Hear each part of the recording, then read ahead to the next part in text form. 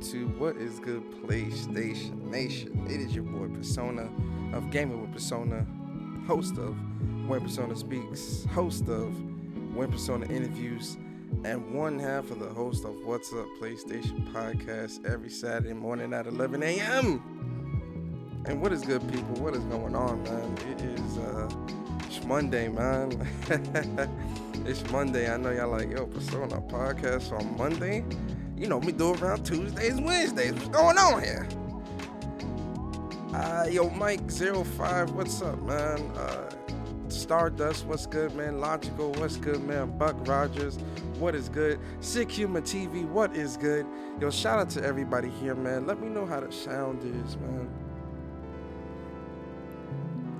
The music too loud. I know that off rip. I know that off rip that the sound is a little off. Up the gain a little bit. You know, up the gain just a little bit. Yo, Pitch Black, what's good, man? How you doing? You know, up that gain up a little bit. You feel me? Shout out to everybody that's here right now. Shout out to everybody that'll come through later. Let's start off by giving everybody a round of applause for the people in the chat. I said, round of applause for the people in the chat. You feel me?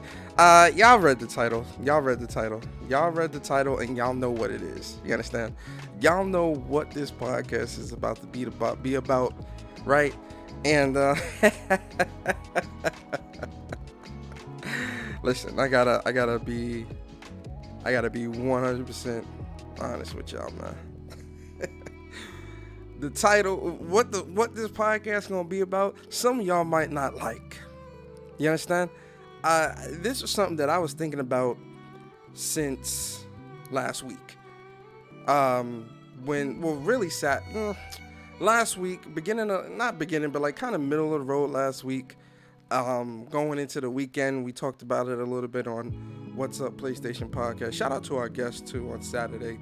We had Upchuck Gaming in the building. Shout out to him. You know, I was thinking about it on a podcast, and you know what's funny? I watched 6 podcasts. Was it Sunday? Saturday? It was Saturday. I think it was Saturday. Sick did his podcast. I was watching that, and they were talking about like a bunch of different things. And then, you know, I really wanted to do this show. Because, you know, I see PlayStation Nation, and really, you know, I'm talking to all the gamers, right? But specifically, I'm talking to PlayStation Nation. This show right here, right? This show is directed directly to PlayStation Nation, but it can apply to everyone, right? So Xbox, Nintendo, PC, it can apply to whoever, right? But this show specifically, I put the title of the show is PlayStation Nation. Don't fall into the RDNA Spec-Ops trap, right? So some of y'all might be wondering, what does that mean? So for those that are new here, or for those that are, you know, just now stopping by, if you don't know what Spec-Ops is, that's something that I created, by the way. Like, if you hear anybody else call one of these people Spec-Ops, I started that, right? But essentially, Spec-Ops is what I call people in this community that all they do is talk about specs. All they care about is specs. Specs is all that matters. They care more about specs than they do about playing games. Like, it's only about how good the game runs, how good the game plays, like all that stuff. Like, that's all they care about. They care about this RDNA 2 stuff, all the components that's going into these consoles. That's all they care about. But they don't truly understand that stuff, right? They don't truly, you know, they're trying to pass off as being this professional insider, know-it-all type when it comes to the specs and how these consoles are built and made. But in reality, they don't know nothing. They don't know shit, right? But they still, you know, they go around social media, they on podcasts and all these different things talking about specs, this specs, that specs, right? That is what a Spec Ops is. So I call them Spec Ops. That's what I call them. So, you know, if you think you one of those, you might fall in the Spec Ops crew. You guys might be a little mad today watching the podcast too. But listen, it's all fun, right? Hey, Plus Ultra, what's good, man? Omar, what is good? For everybody that's coming through right now, shout out to everybody here. Shout out to the lurkers as well. I haven't been shouting y'all up lately, man. Shout out to the lurkers that, be driving home from work listening to the podcast. The lurkers that be cooking dinner for their family, while they listen to the podcast. To the people that, are playing games while they listen to the podcast. Or some people that just don't want to type in the chat. Shout out to the lurkers as well, man. Round of applause to the lurkers. Let's get around. Feel me? Big shout out to the lurkers. AC, what is good, man? Lay, El Matador, what is good, man? Appreciate y'all. So that's essentially what a Spec-Ops is. That's what I call them, Spec-Ops, right? That's what I call them. All right. So, this podcast here, right, and this show, this is really going to be geared toward, like I said, it's really going to be geared towards PlayStation Nation. Yo, Corey Macy, what's good, man? This is going to be really geared towards PlayStation Nation because I see a lot of PlayStation Nation. I see a lot of y'all falling into this Spec-Ops trap, right? Where there's a lot of gaslighting going on, right? There's a lot of gaslighting going on. Yo, guys, y'all know me. My podcast, I like for my podcast to also be something that you walk away from when you could be like, damn, man, I didn't really think of it like that, right? I always try to make it like that, right? So the word of the day today is going to be gaslighting. That's the word of the day. The word of the day is going to be gaslighting, right? More definitions. Hold up. Psychology a question on Saturday. See, that's not the right word that I want to look at. Gaslighting, meaning. Hold on. I should have had this ready. Someone question the sanity perception of reality, memories, people's experiencing gaslighting often feel confused, anxious, and not be able to trust themselves. Yeah, okay, so this is a good explanation of gaslighting, right? So, I see a lot of gaslighting going on in this community, right? With the spec talk, right?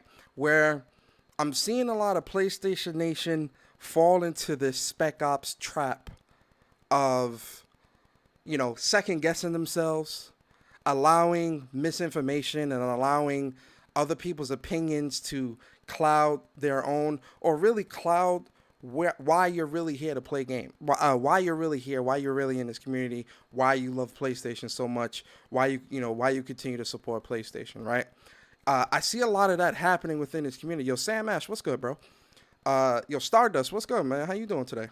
I see a lot of that happening within the community lately, where there's a lot of people falling into the Spec-Ops trap, for one, but two, also second guessing the capabilities of PlayStation and what PlayStation is capable of doing, right?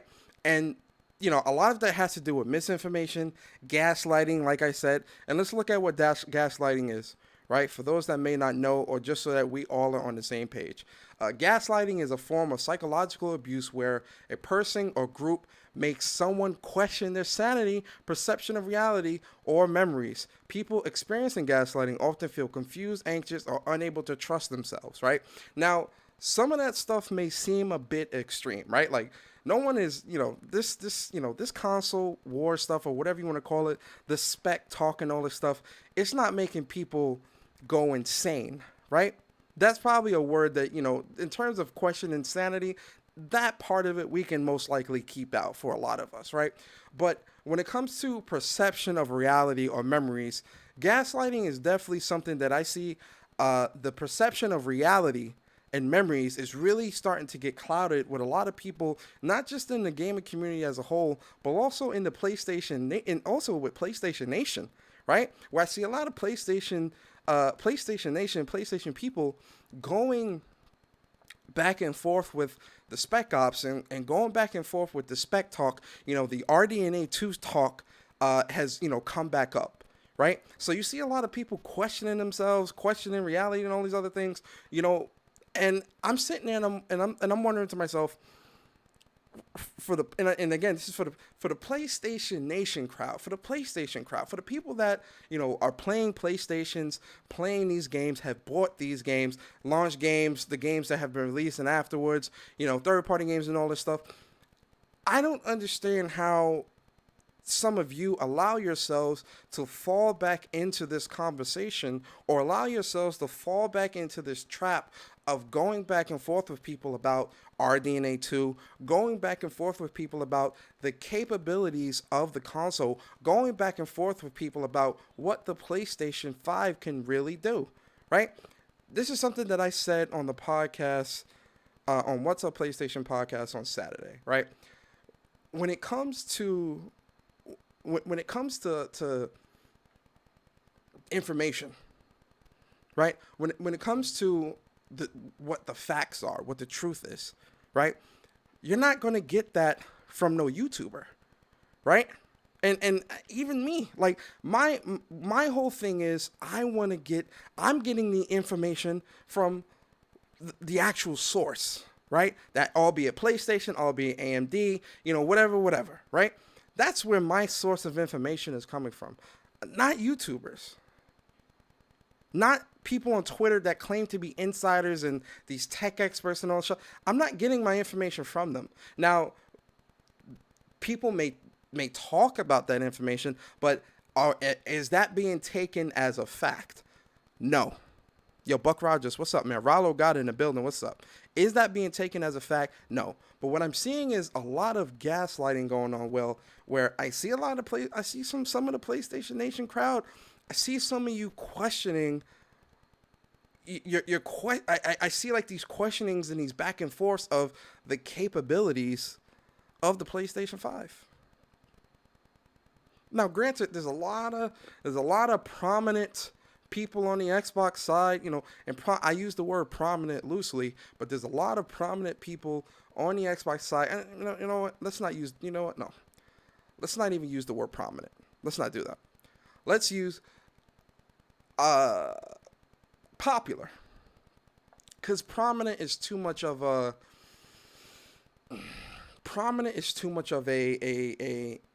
highly distinguished word, right? That prominent, it gives off the sense that someone is very distinguished and high ranking in whatever they're talking about, or that they have weight with what they're talking about. And in a sense they do, right? Because of how popular they are. But I wouldn't use the word prominent. So let's use the word popular. A lot of popular Xbox YouTubers, a lot of popular people, influencers, whatever you want to call it, in this space is starting to put out information about RDNA 2 and leaks about this, leaks about that. This information just came out, the die photo of the PlayStation game. Like, all this stuff keeps coming up, right? And it keeps coming back up, and I see a lot of people in the PlayStation Nation crowd falling back into that Spec-Ops line of talk, of debate and banter, right? When in reality, when I see this type of stuff from the other side or from other people on social media, I tend to laugh, right? Because my information comes from Mark Cerny. My information comes from the Japanese architects that created this console. My information comes from the people that, AMD, the mathematicians and the geniuses and engineers that put these components together to give it the capabilities that it can, so that I can enjoy some of the best games to come out. That's where my information comes from, right? Like I said, not from YouTube, not from Twitter, not from all this other, like, that's not where, we'll say that information comes from there, but that is not where I hold my information in high regard in terms of what is a fact, right? Because everyone has an opinion, everybody has speculation. Like, we know that, rumors and all those things, we know that those things tend to go around, like, make their rounds, right? But in terms of what I view as fact, that comes from Cerny. That comes from Lisa Su and AMD. That comes from the Japanese architects and mathematicians that put these components together, and set up the mathematical equations required for these components to all work in rapid succession as they're supposed to, right? That's where my information comes from. That's where I view the facts, right? But like I said, PlayStation Nation, I see a lot of gaslighting going on here. And I see a lot of you guys getting caught up in this vortex, right? And, the funny thing about this, the funniest thing about this is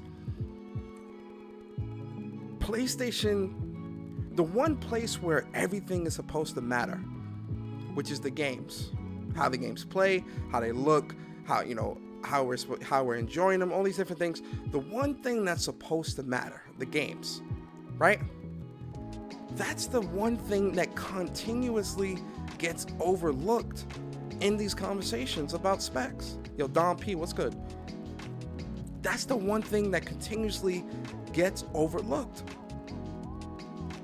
And it's mind-boggling to me to a major degree, because when I'm seeing this stuff, right, I never see, well, I do sometimes see it, but in my mind, when I'm seeing this back and forth, in my head, I'm saying to myself, yo, I'm playing, I've played Sackboy, I've played Ratchet and Clank. I mean, I'm gonna play Ratchet and Clank. I'm gonna play Returnal. I have Demon Souls. I have Sackboy. I have Miles Morales. I've got Spider-Man Remastered. I've got, Pathless. I've got Destruction All-Stars. I've got all these great games that look phenomenal, that run great, right? Insomniac doing what they did with Miles Morales, where they were able to get ray tracing, and 60 frames, right? The leaps and bounds that PlayStation developers, and realistically some third-party developers as well, because we see that the PlayStation third-party games do run better on PlayStation. All this evidence, right? All this tangible evidence, all of the facts, all of the things that are there. Link, what's up? Star Guardian, what's up? All the stuff that's there, right? This stuff gets overlooked like it means nothing, when in reality it means the most. It's the most important. Because real world performance, real world testing and all this other stuff, you see that through the games.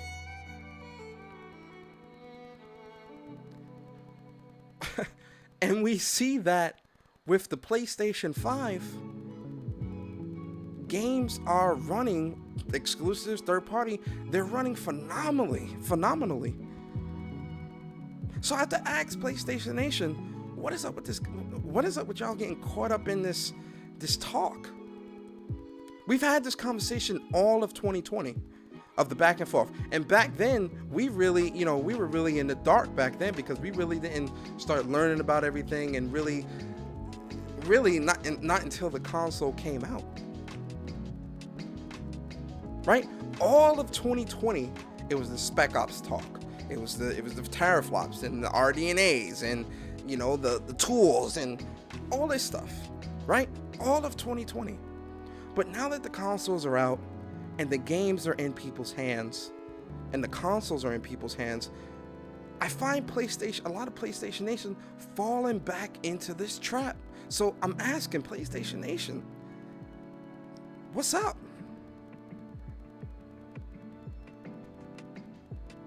I know y'all ain't Spec-Ops. I know y'all don't. It's not like there's no games to play.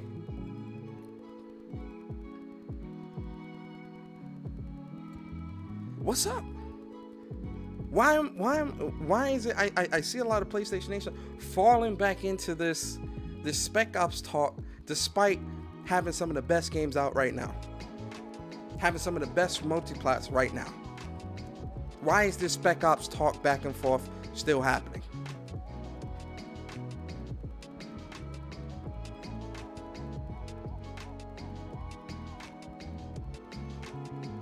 Congratulations, you played yourself. What's up? Right? Because the facts, right? The facts are there. And you know what? Y'all know me, right? Y'all know me. Y'all know I like to give the visuals. So you know what? For all intents and purposes, for the podcast, right? let's go down memory lane. Yo, David, what's up, man? Let's go down memory lane. Let's go down memory lane, right? We're gonna start with the PlayStation 5 teardown. Right? Because these are, you know what, let's just watch it. Let's watch it. Right? Is this the right one? Oh yeah, it's the right one. Right? Let's watch it. Because when this came out, everybody was excited, right? Everybody couldn't wait to see, you know, oh yeah, we get to see the teardown. I was excited as well. Because I like tech, right?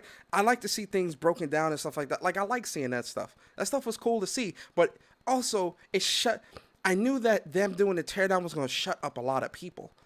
Because there's no denying it at that point, right? I was wrong. But let's watch. And I'm going to stop at certain sections. We're not going to watch the whole thing. It's only certain sections that I want to talk about. It's only certain sections. It's only certain sections. Now let's stop right here. Because this is the most important thing out of this entire podcast that I want to talk about. It's the most important thing. Yasuhiro Otori, VP, Mechanical Design Department, Hardware Design Division, Sony Interactive Entertainment. Yo, Crosshairs, what's up? Let me read that again. Yasuhiro Otori, VP, which means Vice President, VP of Mechanical Design Department, Hardware Design Division, Sony Interactive Entertainment. Asaf, what's up? Quanvo, what's up? You know what that means, right? The man built the console. The man is educated with, the man educated himself, went to college or whatever, got his degree, got his training, whatever he needed to do to reach up to the VP status. He's the ones that calling the shots, or one of the people calling the shots on how the console needs to be designed. Hardware design, mechanical design. So the components that go into the console, the form factor of the console, and how all that's going to work in tandem, he oversees that. That's the VP. That's the VP, right? Now tell me this: what YouTuber know more than him? What Twitter person knows more than him? I'll wait.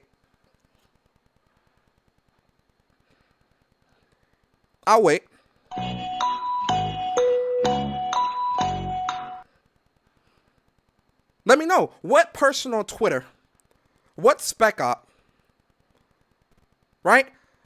What YouTuber? I don't care who it is. I don't care if you got 1 million, 2 million, 5 million, 20 million. What YouTuber, what Twitter person knows more than him? Answer the question. I'll answer it for you. Nobody.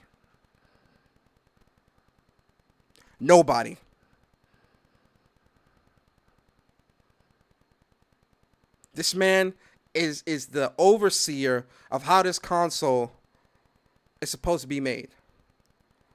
Who know more than him?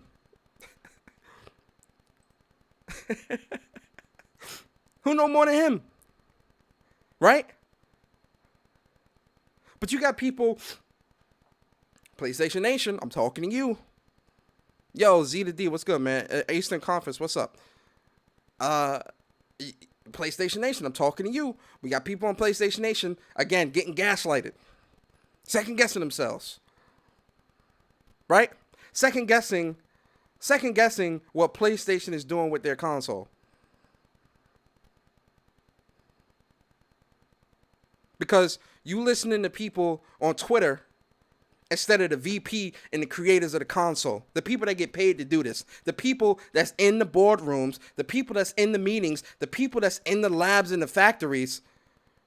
Right? The people that are actually putting the console together. Right? You are allowing yourself to be, in your thought process, to be swayed by people on Twitter over the VP of mechanical design and hardware design. Are you out of your mind? Yo, listen, I don't care who you are. I don't care what status you have on Twitter and YouTube. I don't care. You're not going to tell me you know more than PlayStation. I don't care. Leaker, insider, rumor. I don't care. You're not going to tell me you know more than the people that are making these consoles at PlayStation. Sit the fuck down. Sit down. I don't care. I don't care what this leaker said. I don't care what this insider said. I don't care what this person that is close to people on close to people that work with PlayStation. Who cares? Right? PlayStation Nation. Who cares? But I see y'all falling into that Spec-Ops trap. So are you saying that the words of what the Twitter hands say? Yo, Barry, what's good, man? So you're telling me the words of what the Twitter and YouTube people say is it holds more value and weight than the VP of SIE, mechanical design and hardware design? Huh?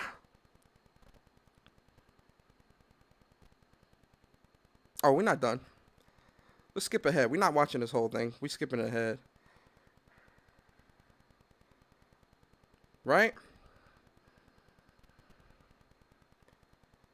Right? Now let's get yo Franco, what's good, man? Paul G, what's up, man? Now let's get to the meat and the meat and potatoes, boss. Right? This part right here. This part right here. CPU. And the thing is, the craziest thing about this is, there was even a whole thing about the wording.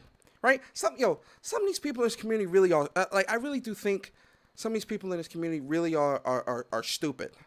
Right? I really mean that, because it's crazy how people can't comprehend or differentiate between what words mean when it comes to things that's being talked about. It's just like with the whole 4K, when Insomniac said that Miles Morales was going to be 4K/60. Well, what does that mean? Does that mean and or? Like, are you people really that stupid?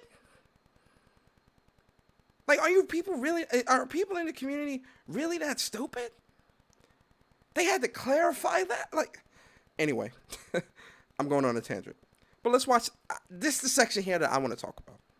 は8コア16スレッドで最大 3.5GHz で駆動します。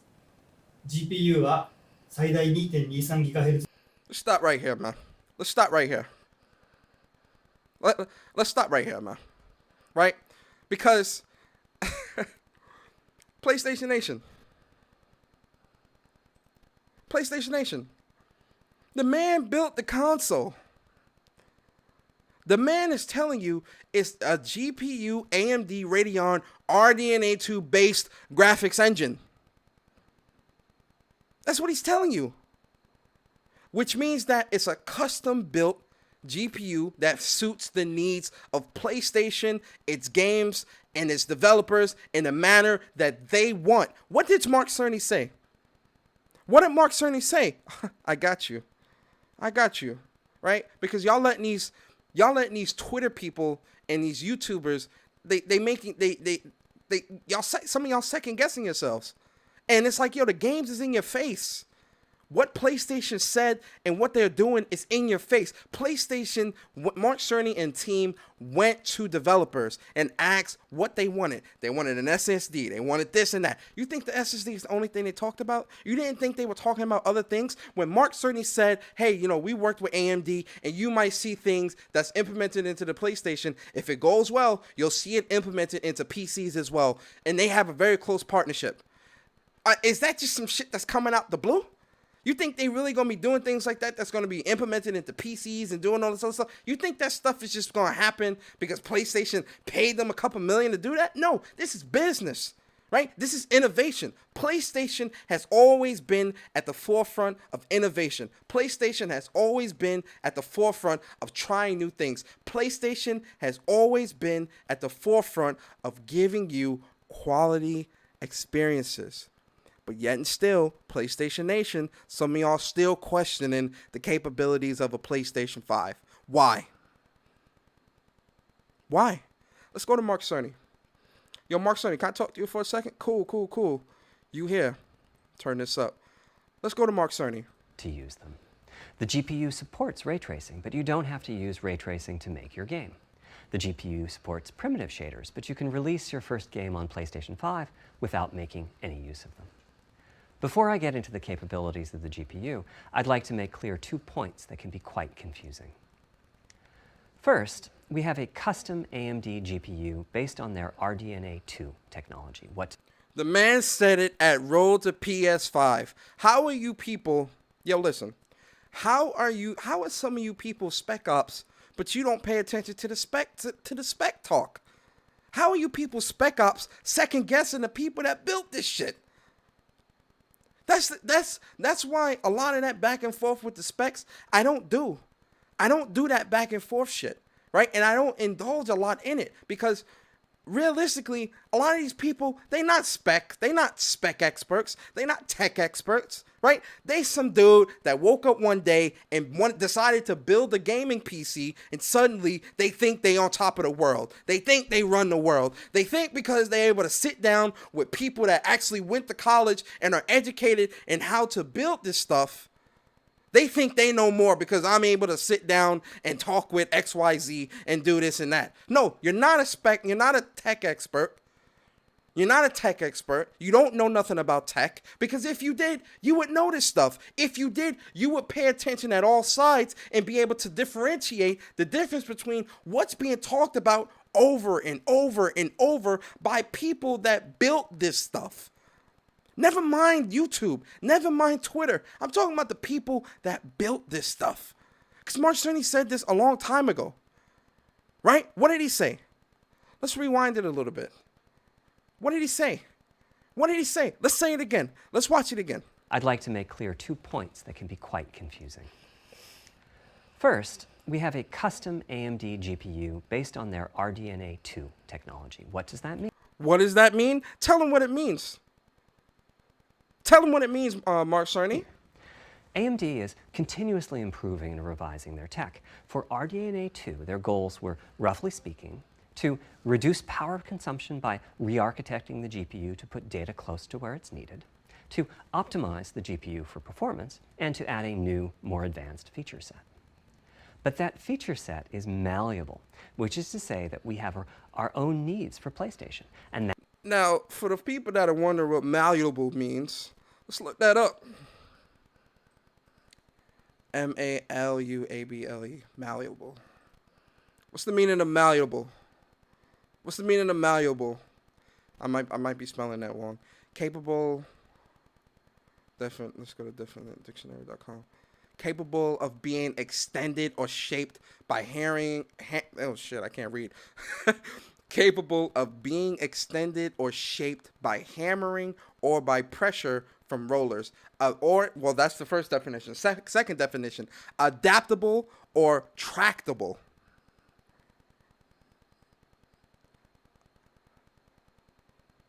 Adaptable or tractable.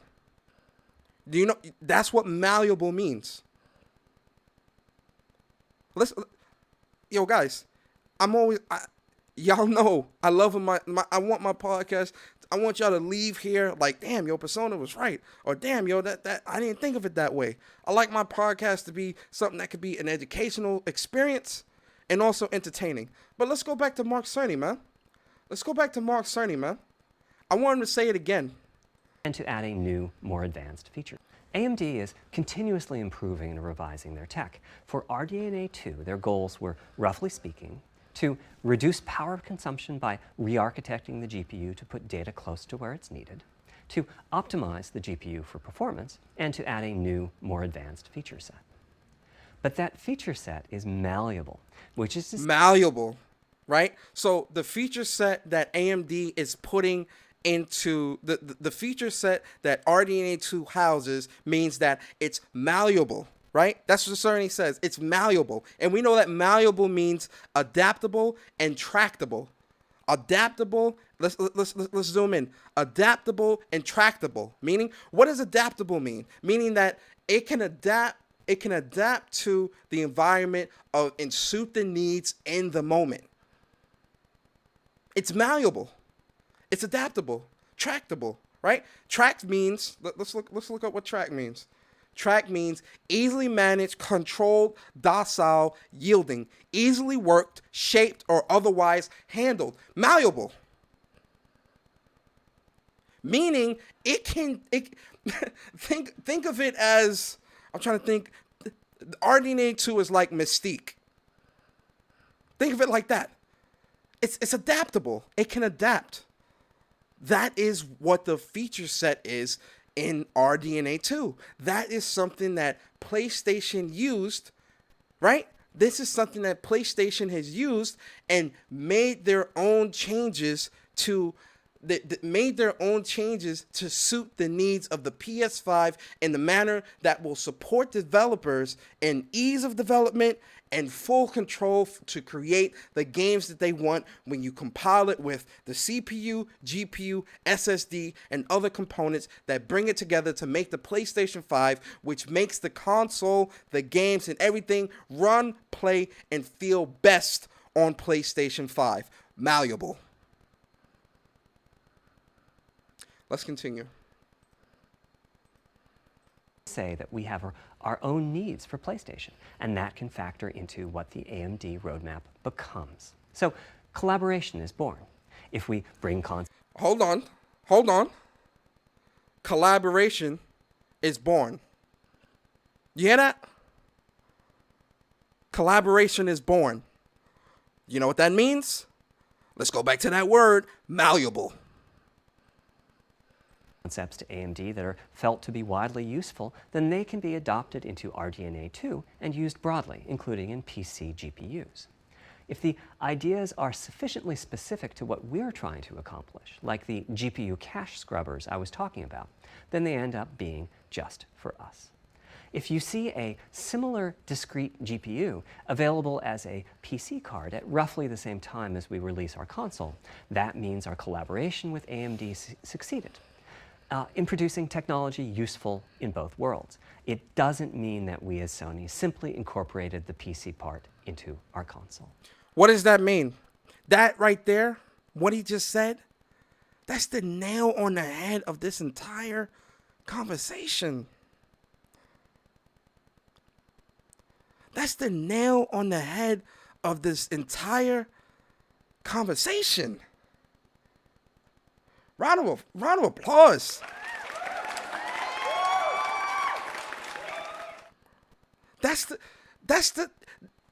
We come to the center of this conversation. We come to the center. Let me play it back, because y'all ain't pick up on it. Y'all ain't pick up on what Cerny said. Let's play it back just a little bit, just a tiny bit.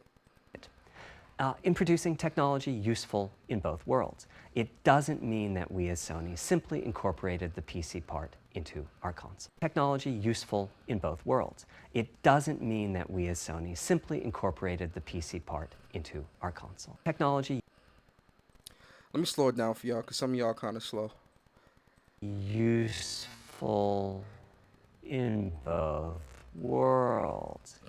It doesn't mean that we as Sony simply incorporated the PC part into our console.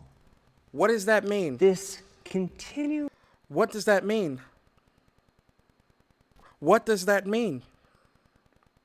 The man said, one, RDNA 2 is malleable, right?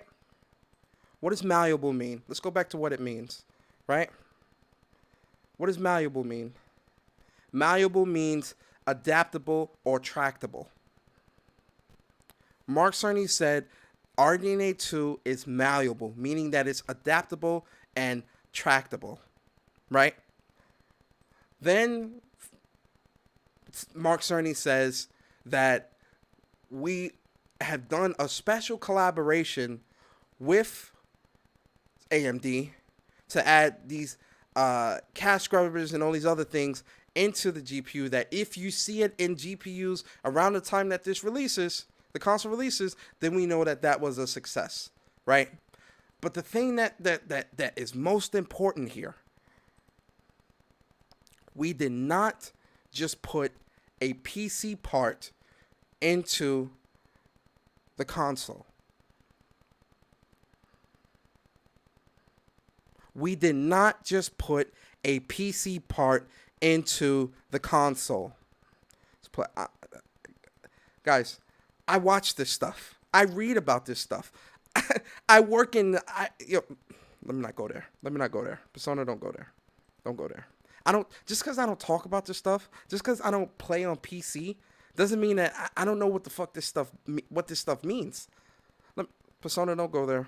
Let's go back to what he said. We as Sony simply incorporated the PC. Hold up, let's play it back one more time. In producing technology useful in both worlds. It doesn't mean that we as Sony simply incorporated the PC part into our console. They're not just putting PC parts into a console. They're building a custom machine that suits the needs of the PlayStation 5. It suits the needs of PlayStation. It suits the needs of their developers. It suits the needs of all developers, because they went to hundreds of developers and asked them what did they want to see in a next-gen console. It suits the needs. Malleable. 2 words of the day. 2 words of the day. Gaslighting, malleable. Those are the 2 words that I want everyone in this podcast to walk away from. Malleable and gaslighting. Malleable, adaptable, right? So when you hear Cerny say things like this, then you see the teardown of the PlayStation 5, and you see that the VP of hardware design and mechanical design is breaking down the console and explaining to you that the GPU inside the console is an RDNA 2 based graphics engine. We understand that RDNA 2 based is a malleable spec of this GPU placed into the console to support the PlayStation 5's needs as efficiently as possible. Support the developers' needs as efficiently as possible. Right? So when I see PlayStation Nation and these Twitter Spec-Ops dudes and YouTube Spec-Ops dudes going back and forth about RDNA again, after that's what we did all of 2020, I'm scratching my head. Because no one's going to tell me more than what the VP of mechanical design at PlayStation and what Mark Cerny knows. No one is going to tell me more. No one is going to tell me they know more than these people.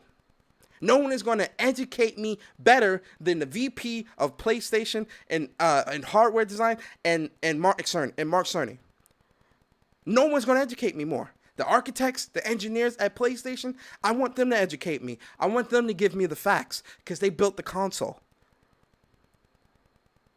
So when I see people going back and forth like this, right? and again, it goes back to what I said earlier. Look at the games.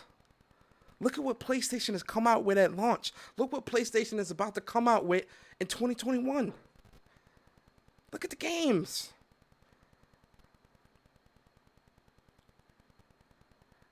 How are we still having this conversation? How is this conversation still even being entertained? PlayStation Nation, I'm talking to you. How is this conversation being entertained? It can't be. Because like I said earlier, no one on Twitter, no one on YouTube is going to tell you more than the VP of PlayStation and Mark Cerny. No one is going to tell you more. No one knows more than them because they create the console. They're in the meetings with AMD. They're doing the collaboration. They're creating the custom RDNA-based graphics engine that's supposed to work specifically with their console.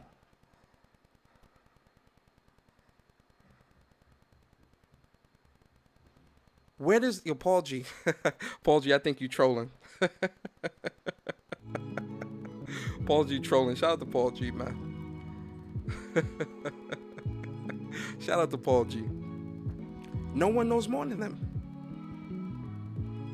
No one knows more. Right?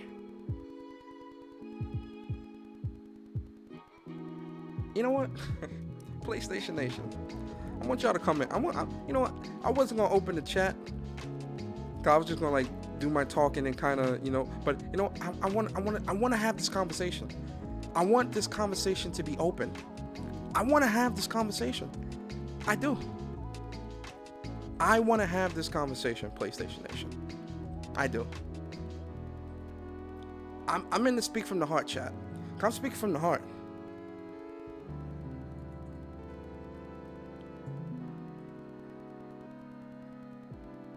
Join the conversation.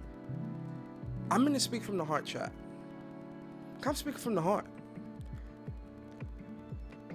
I want to have this conversation, PlayStation Nation, because I want to know, why are we back here? Yo, Cold Blood, what's up, man? Persona, what about the secret GPU unlock from Xbox? Please explain. I don't know. I can't explain that. I don't know. I don't know. Right? Cold Blood, you explain to me. People are bored, Persona. What y'all gotta realize is that last generation, a lot of Xbox refugees fled to PS4 and now to PS5 to escape Microsoft. But a bot at heart is still a bot.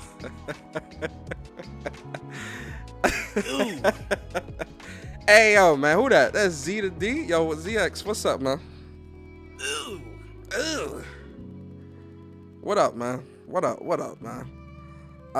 Yo, Sick, what's good, man? Hey, how's it going, Persona? How are you doing?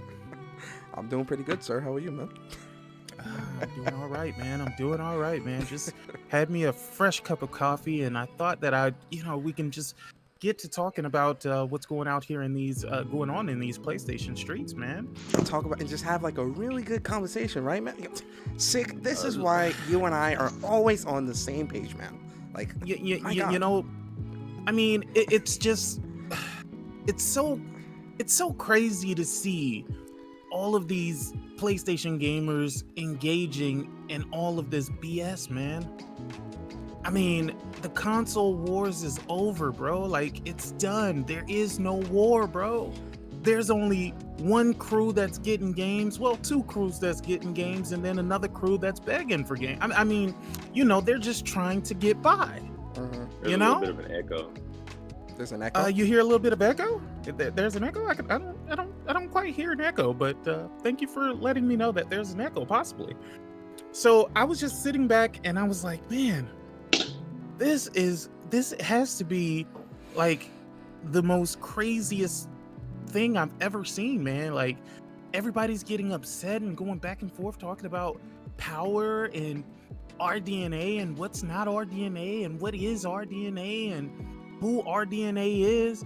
And the thing is, one of the reasons why you've never seen me going back and forth with these guys in regards to this is because they don't even know what the hell RDNA is. But Sick, I want to ask you a question. Why, and I want to ask you specifically, because you and I have had this conversation on your show, on my show, and Barry's show a number of times. Why are we back here, man? Why is PlayStation Nation, or a lot of folks in the PlayStation community side, why are they allowing themselves to get pulled back into this conversation when we have the games that prove otherwise, the third-party game that's prove otherwise, and then, like I said, Mark Cerny, the VP of SIE and all that stuff, doing teardowns and creating these consoles. Well, why are we back here? Do you want to know the real answer, or do you want to know the politically correct answer? I want to know the sick answer. Okay, so, well, my answer would be is that a lot of these guys do not have friends in the real world, and they just want to have some sort of interaction with other human beings, even if it's something as, as low-tiered as arguing specs that they don't even understand. Exactly. I mean, if they knew that, they would know that RDNA 1, RDNA 2, RDNA 3, those are just evolutions of the architecture. It's nothing that you're going to put into physical form, basically. And they're trying to change it to a physical form thing. But not even just that, though. A lot of these people are looking at technology in a black and white scenario and situation. Meaning, what you see is what you get. Right? So if it's RDNA 2, there's no room for a custom build. There's no room for features of that feature set to be taken and made into a custom. Like, And this is something that, like I showed in the videos, Cerny said this way back in May of 2020. We see it in the breakdown of the PlayStation 5. We see the partnership, right? This stuff was being talked about for how long now, where it was going to be a custom build to suit the needs of PlayStation and its developers. Why is this a surprise? I don't understand. You didn't get the memo, Persona? What's the These memo? I must have people missed on it. the internet are more smart than the guy who created the box. I'm just saying. I ain't They get know that more memo. than him, bro. I You ain't didn't get that memo? Hell no. Listen, man, They do know. that's what it is, bro. I don't believe. See, he works for Sony. I don't believe what he says. That's the dumbest fucking logic. Oh I've yeah, ever they'll heard in my life. they'll say they'll be like, yeah, he works for can't Sony. He's got to say that. What? Like what? What What are you about talking about? what about AMD? Are they lying too? Listen, man. That's what I'm Also, saying. Everyone is lying. Also, let's keep it a buck, bro. All of these niggas who have become turncoats and all of a sudden they PlayStation centric, the salty gamers or whatever his name is, the MVGs. Oh my God. Who the fuck is these? It's some more Mooch. dudes too. Yeah, well, yeah, Mooch. yeah. I mean, the mooches, the crap gamers, all of these people, man. Look. If you thought what I like was salty crazy and as hell, I like salty and mooch. it's I like that. it's not a Decent guy, matter bro, of yeah. who you like, bro. It's not a matter of who you like. It's what their agenda is that they're pushing. One of the main reasons why I don't like Salty as gamer is because he was pushing a false narrative about PlayStation in the beginning. That's the reason why I About don't what? like him from the beginning. Mm. Talking about the PlayStation is 8 teraflops or some crazy shit that didn't even make any fucking logical sense. Before they announced it or after? No, this was after fucking the road to fucking Oh my PlayStation. God. Oh yeah, it was boosted. And my and all thing that is, other I don't crap. forget because I'm always looking at these niggas sideways anyway. Because I don't give a fuck. I'm not trying to be their friend. I'm not trying to be friends with Salty as gamer. Like that's my thing, dog. Too many motherfuckers is trying to be friends in this fucking community, and they overlooking the dumb shit that these people say because they don't want to ruin their friendship. Mhm. I can't do it. I can't do it, bruh. I don't want to talk to niggas. I don't want to hang out with you. I don't want to hang in no fucking podcast. I don't want to be a part of nothing you got going on because you are beyond a fucking ridiculous person who spreads misinformation. Period. Well, how are people looking at a die shot of a chip and determining what features it Because has they're or doesn't smarter have? than the people who create this stuff. Yo, you know, They don't even yo, know what they're looking at. Because they Go want to ahead, go believe ahead. everything. Yo, but you know what? Can I say something real quick, man? Yeah, go ahead. Like about hey, what's up, Persona, and you guys? Yeah, what's up? How you What's guys up? doing? What's up? Going good, man. How you doing? What's up? Look, good, bro, good. It's just, hey, I'm getting tired. Look, I'm on Twitter, right? Just looking and picking, and I seen all this RDN bullshit, and I'm like, yo, listen, I said this before, and I'm going to say it again. Fucking the Xbox Series S could be 20 T-flops, and the PS5 could be 60 flops. Sony's first party will look better than the Xbox freaking first party any day, all day. I've been saying this for a while. It doesn't matter the power. Look at what the hell we got on that 1.8 T-flop. Like, God of War, go look at it. We got all those games that you were thinking like, damn, even The Last of Us 2, like, you look in this shit, I'm like, yo, how this thing looks so good on our 1.8 T-flops. Like, these guys could not believe, even Horizon Zero Dawn, they could not believe that shit was running on the PS4. They thought that shit was running on PC. And this person said, it doesn't matter, it's about your craft and the talent. That fucking T-flop, RD, that doesn't matter. And I'll be looking at some of these guys here on Twitter, I'm like, yo, why are you trying to push? Like, oh, that's for us. Oh, you too. I'm like, oh, yeah, okay, but you know, a bad fucking first part of the PS5 can have 1.8, 1.01, 1.5, whatever the fuck, and it will look twice. The first part will look even better than the Xbox. Like, I just don't understand. We saw what we got on the PS4 era, and look what so far what we get in Ratchet and Clank. Like Demon Souls, one of the best freaking looks remakes that we can. Like, that shit looks beautiful, man. Golly. And fucking Miles Morales, that shit. And I just don't get it, man. Like, fuck all this RDN crap. It's about the games, the talent you got in your studio that you will put out bangers, man. Yeah, but my thing tired of is my thing is this, right? And it was like I was saying during the show. My issue is that I see a lot of PlayStation Nation falling back into this trap. Falling into the trap. Right? Don't do it. And I'm sitting here and I'm wondering to myself, are we looking at the same games? Are we playing the same games? Are you playing games? Like, because if you were, you would know that that talk would just go in one ear and out the other. Because I've seen it all last week. I didn't indulge in none of it. I seen it all through my timeline because I'm laughing. I'm laughing because I see PlayStation people, or quote unquote PlayStation people, getting bent out of shape from what Xbox people are saying, or what these leakers and insiders want to be inside. All this bullshit they're saying, and I'm saying to myself, are we not paying attention and watching the same things? So I have to ask you a question, and I've asked you this question before, Persona. Oh yeah, go ahead. When they came out with that article that says that there are mental health issues in the gaming community. Yeah. This is my third, fourth time asking you this question. Yeah, you've asked me this quite a few times, and I won't give you a straight answer. Do you still believe that that article was bullshit because they just don't know the gaming community? Well, I never thought that it was complete bullshit, because we know that a lot of people that do suffer from mental illnesses and issues. Oh no, somebody got to mute themselves. I think that's you, Z. You got to mute yourself. Although we know that a lot of people in life and things, they use gaming as a means of coping or escaping from, their real life in terms of the issues that they go on, mental illness. Oh, that's Link. Yo, Link, mute yourself, man. Plates and all that shit. We know that people use gaming to escape, right? So yes, there are people that have mental illnesses and disabilities and things like that do gravitate towards gaming, because gaming is an easy way to escape. So yes, there are people with mental illnesses. Now, the way the article was written is as if gaming is the cause of mental illness. That I don't believe. That I don't think to be the case. I just think there's a lot of stupid people that like to play games in terms of the back and forth.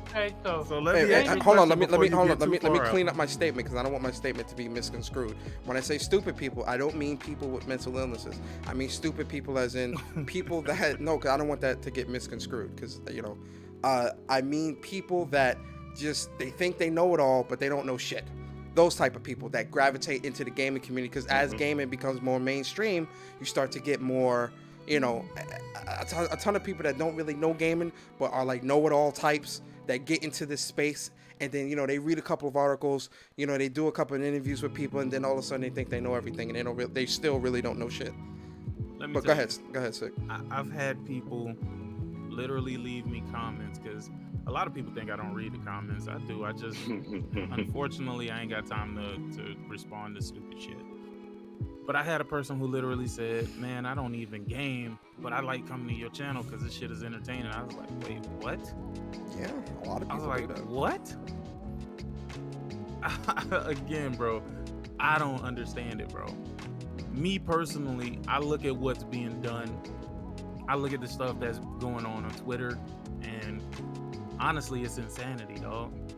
They're doing the same shit over and over and over again, thinking that they're gonna get a different goddamn outcome. They've been on that RDNA too. Shit. Yeah, they've been on that RDNA too since last year, since March of last year.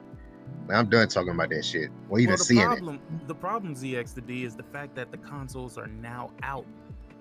We That's have what proof of what these consoles is capable of fucking doing. But that's what they're capable of doing. There's no conversation to be had at this point. It's insanity, dog. Yo, Sick, side note. Insanity, bro. Hold on, side note. How do you hold on? My fault, Z. I'll let you. How do you make it to where people can see who's talking in the Discord on that stream? How do you do that? You know how to do that? Oh, I gotta send you the link. Yeah, send There's me a the link. where But you go ahead. Yeah. Send me the link. Go ahead, Z. My fault.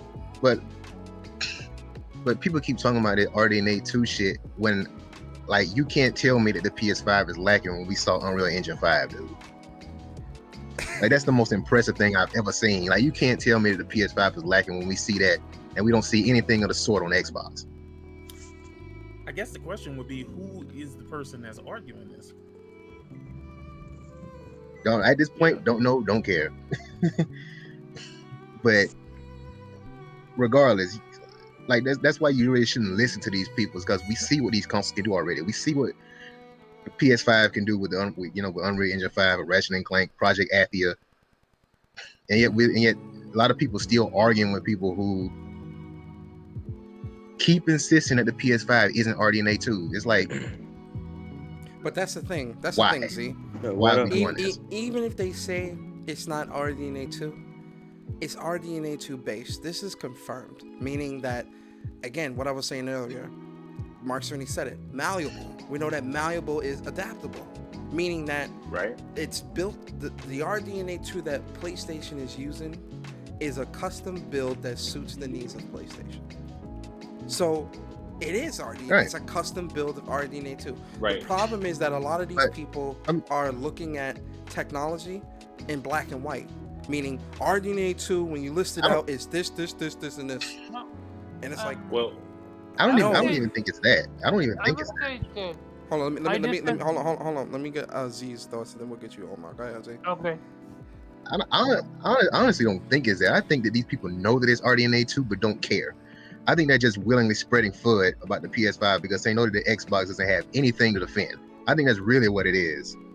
They know that this shit is RDNA 2. They just don't care.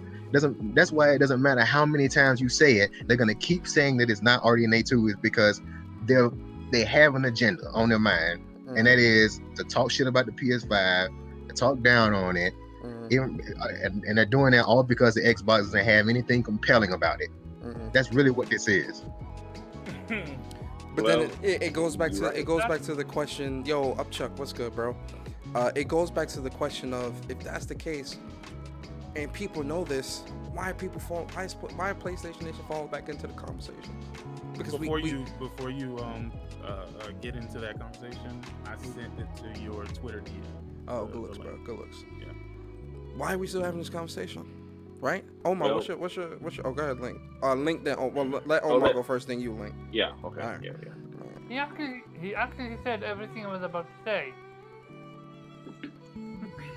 Oh, so that's it? Like they really know everything that is what it is, but they just are doing it because they have an agenda. There is no but or it about it, and it. I think for the go ahead, and I will say my answer for your other question later. Go ahead, Link. Well, I mean, God, this RDNA 2 stuff is so stupid to me, but beyond stupid. Is it just because the RDNA stuff though? Like, well, it's not just the RDNA stuff. All of these conversations are dumb as hell. It's all about getting a win. You know what I mean? It's all about getting a one-up on PlayStation. So if you can say Xbox has something better, they don't have any games to play. So it's not even about what the product we're actually getting. You know, we're obviously seeing that in most of these comparisons, even with third-party games, the PlayStation's outperforming the Series X. But it's not even about, okay, we see it's not even about what the product we're actually getting to experience and see. It's all about saying, well, we have something that you don't have. You know, they don't want to listen to the engineers. They don't want to listen to AMD. They're not going to listen to Mark Cerny. They're not listening to the people who actually work on this technology. RDNA 2 is a feature set. He said it himself. We did not take the desktop implementation and put it in the PlayStation. We chose the features that we felt best and we customized it to our liking, which means it's not going to support every single feature that's in the desktop version of RDNA 2. So I don't understand, like, even if they don't even understand what this stuff even means, but it's all about getting a win. It's all about saying you have something that PlayStation doesn't have. You one up PlayStation, but at the end of the day, it just really comes down to the games, and we are seeing the real world performance of these consoles. So all this spec talk is just irrelevant. Oh shit. I mean, I agree. You know, we're definitely seeing that the PlayStation is definitely doing what it does. Like, we see that. You get what I mean? We see it. Yeah.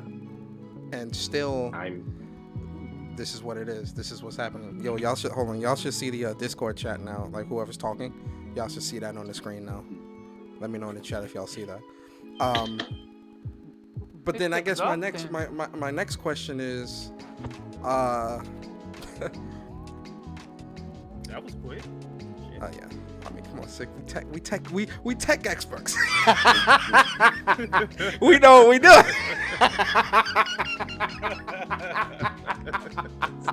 Let me stop. Oh, y'all see it? All right, cool. But you know, I mean, I guess my next question would be, I know we say it all the time, but yet we still go back to it, where it's like, do y'all think that we'll ever move away from this conversation? Because we at the beginning of the gen. It's only 2021. We're 4 months. No. 4.5 months or so into No, the they don't. We're never gonna move away. They don't have any games. I guess if they get some games, maybe, but I don't know. Them niggas gonna be bored till 2023. It ain't going nowhere. What games y'all been playing? Me, You sound like you're in the hallway about the time. Where you man at? just got so much reverb.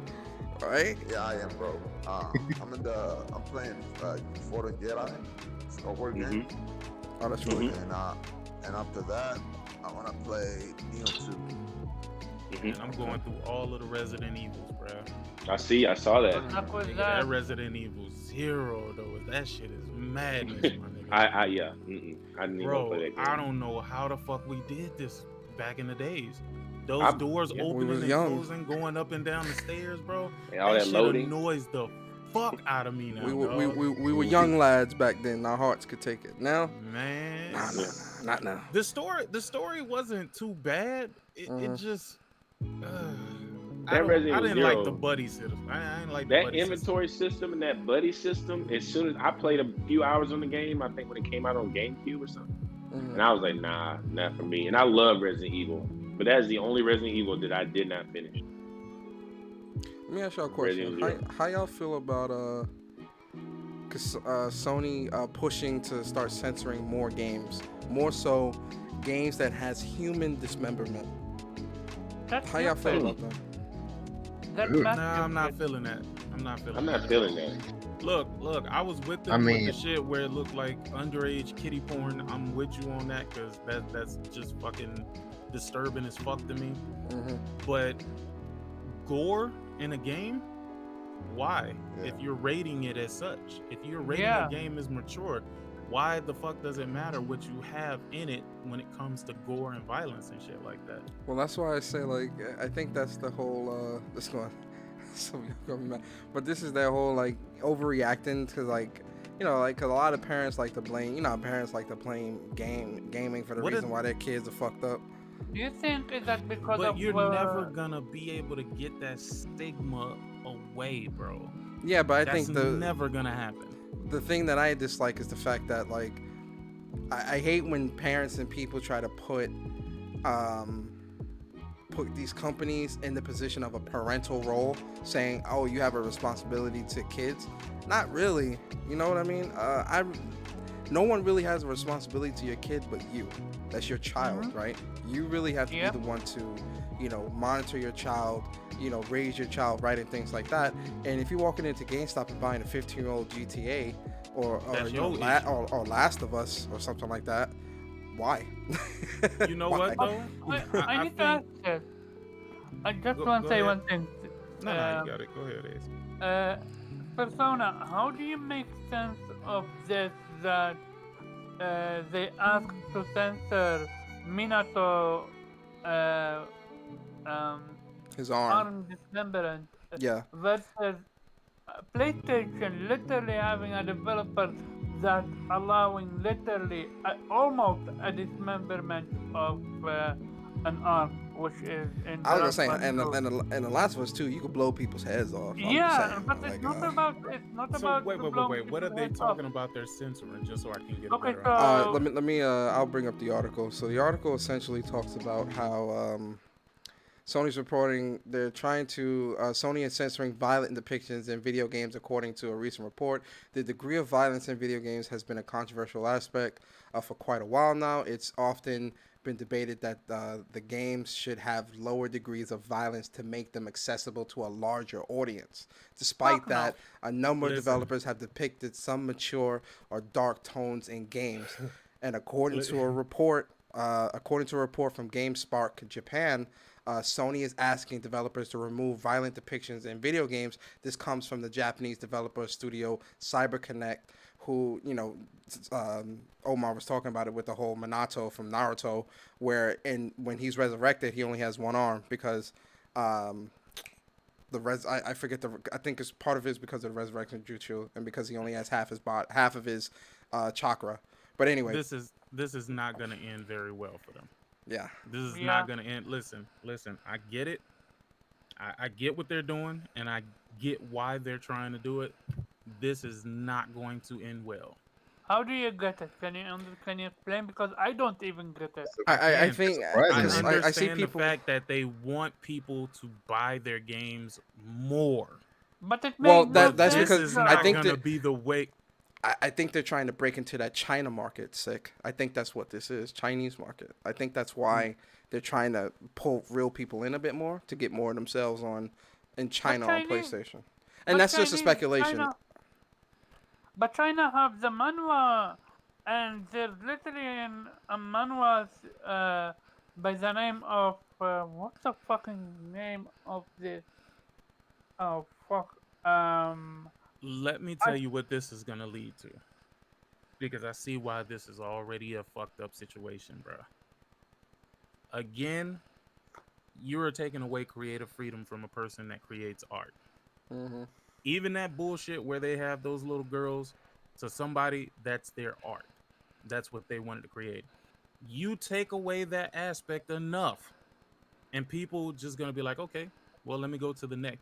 Huawei is already talking about bringing out another console, my nigga. I mean, and you starting to censor all your games, people just gonna go where they can get the games where they're not censored. Well, this is why I think part of this, and this is put your tinfoil hats on for a second, right? I think this is hold on. Let me give you one before you do that. Mm-hmm. Remember when they started censoring those little kiddie porn games for all you weird ass pedo fuck niggas out there? Mm-hmm. Mm-hmm. Most of those Japanese developers, where did they go? Nintendo? PC? They went straight to Switch. A lot of games that were once exclusive to PlayStation, they start getting ported to the Switch. Yeah. If y'all don't think that this is... Hold on. I'm only setting this up for you so you can understand what rationale I have. A lot of them did go about to Steam how as they're well. gonna fuck themselves. How they're about to fuck themselves, thinking that they controlling something. But I digress. It's Sony. Well, I think part of it is the fact that with PlayStation,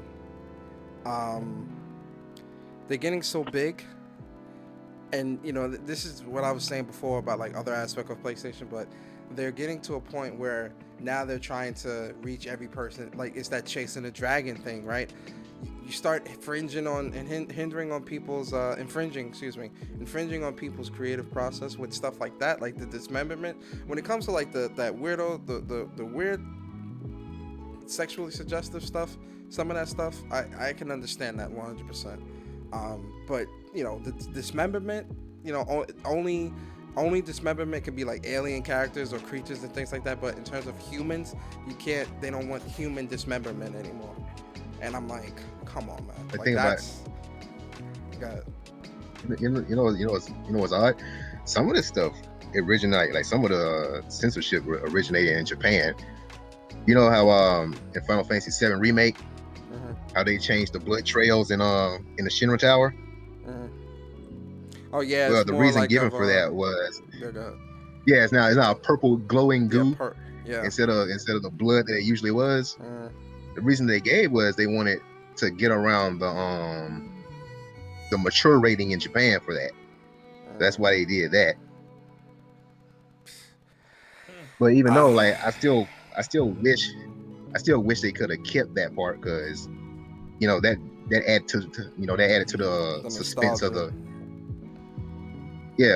of the moment at the time. Yeah. Well, I think for me personally, it's something where I'm like, I want to see how this plays out a bit, but I do see PlayStation. I can see PlayStation taking it a little to the extreme, a little too far overboard, and it becomes alright, PlayStation, like, come on, like you now you like really like doing too much. I don't know if you know this, but when you share shit on PlayStation, Oh yeah, you can't curse no more. You can't put curse words in there. I don't know why. Yeah, they won't let you share it like that anymore. And I'm like, see, but that's like, one of the okay, ones where I'm like, come on. You can't even change like that was unnecessary. You can't even change the words either. So let's say you want to say dick, you can't. Even if you put like DX. Oh nah, they around the curve, bro. Yeah, you can't. They around the curve. You can't say shit, fuck, none of that. Nah, you can on Switch though. Nigga, you can't even communicate with people on Switch though. I was gonna say, yeah, like you. Well, I mean, hey, yo, sick. I got a bone to pick with you, man. I got a bone to pick with you, so I'm glad you here, sick. I was listening to your podcast. Was it Sunday or Saturday? When did you stream? Saturday or Sunday? When was you streaming? Shit, I don't was that Saturday? I think it was or Saturday, Friday, because I was supposed to stream Thursday. It was Saturday night. So I remember. Yeah, I remember. And so I see you was talking, because I was playing the game at the same time, so I couldn't respond fast enough to everything. So some of my replies was late. I'm glad you here, sick. I pick a bone with you, bro. Hold on. I got to pick a bone with you, man. The first thing you gonna come at is when I said Sony needs to acquire more studios. Yes, that's exactly. Let's handle that in the order that it needs to be ordered. I mean, Okay. Before we even get into the back and forth, lay the foundation. Let the people know your stance. Foundation. Yeah, lay the foundation. They need more of a mixture. They have their platformers. I mean, they got that with Insomniac Games, and I think that holds up. As far as, I don't really think they have many RPGs. I mean, they have action adventure games with RPG elements, but they don't necessarily have RPG games, so to speak. So, me personally, I'm a big proponent thinking that they should have picked up level 5. You know what I'm saying? And just for that aspect, because they don't have anybody in house. What? RPG or JRPG? Either or. It's either or. They don't have any of them. They don't have JRPGs, or they don't have Western RPGs. So it is what it is. So they need to grab up somebody. I mean, don't get me wrong. I mean, they can share these multi-plats for sure.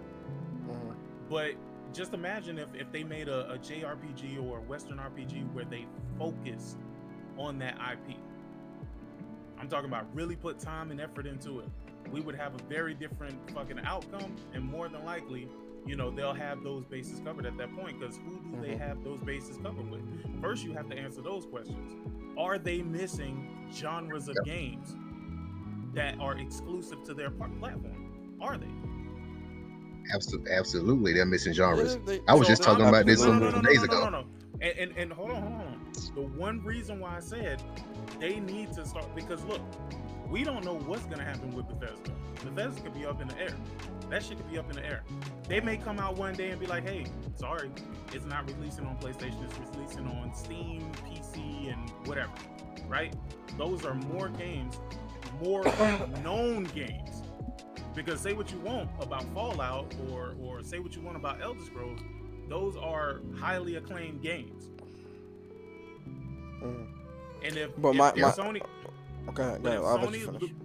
But if Sony loses that, and those games get taken off the table because let's just look back. Ninja Theory, Hellblade is now taken off the table for PlayStation. I don't care how you feel about it. Don't care what you think about the game. Don't care if you think it's good or not. It has been taken off the table. How many more games need to be taken off the table before you say, oh shit, well, maybe they should acquire some of these well-known studios that create these well-known games? I mean, does it take for them to take Tomb Raider off the table? What happens if somehow, some way, Microsoft is able to acquire Square Enix, and they decide to take Final Fantasy, Kingdom Hearts, and all of that shit off the table? I hear what y'all saying. That will be a problem.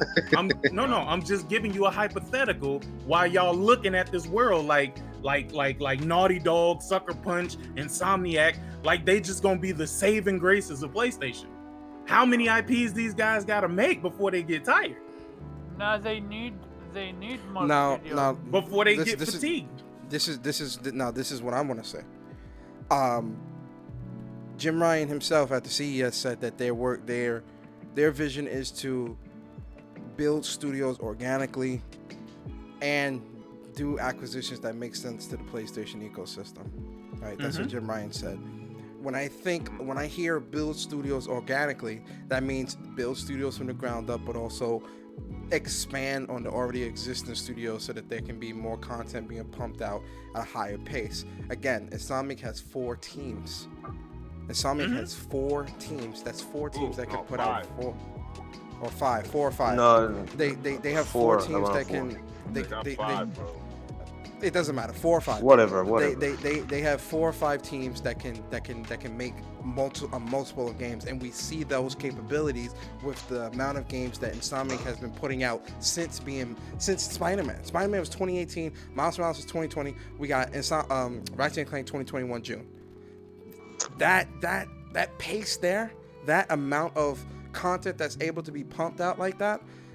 I think that is the vision when it comes to their existing studios. That is the vision that they ultimately want to build up for all of their studios, to keep content continuously coming out.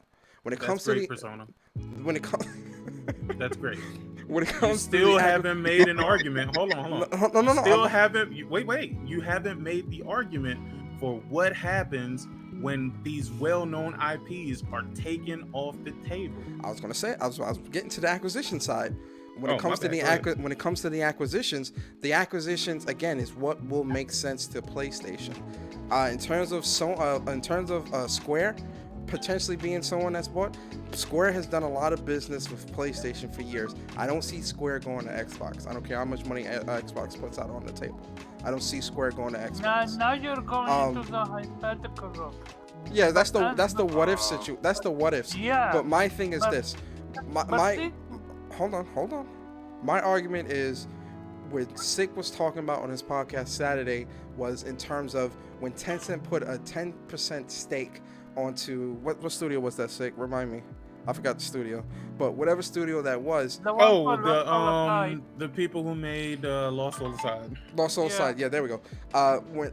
When the people that made Lost Soul Aside, something that is a China hero game, you were looking at that as a means for there to be a worry for PlayStation and how they're moving or lack thereof when it comes to acquisitions and grabbing up IPs. My question to that was, why is it that whenever business is being done, why does PlayStation need to jump on that? Does that mean that PlayStation needs to buy up everything in the industry in order for PlayStation to remain relevant? No, but that's how it. Hold on, buddy. Hold on.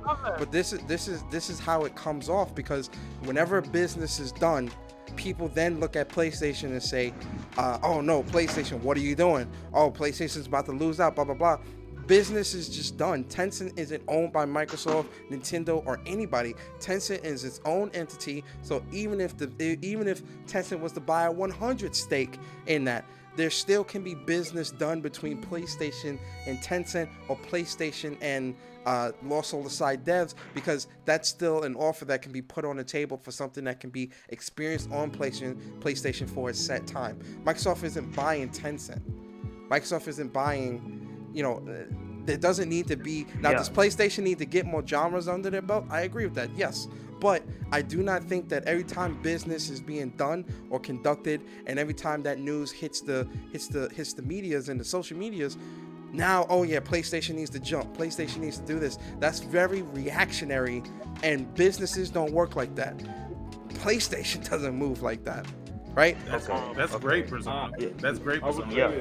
Hold on. Let Sick respond. Then We we let you go. still haven't answered the question of what happens when these IPs keep getting taken off of the table for Sony. So right That's now, what I'm the saying. only- So the only hypothetically, IPs hold on. Hypothetically speaking, and this is only a hypothetical because I know niggas gonna run with it like, oh man, that means this is it.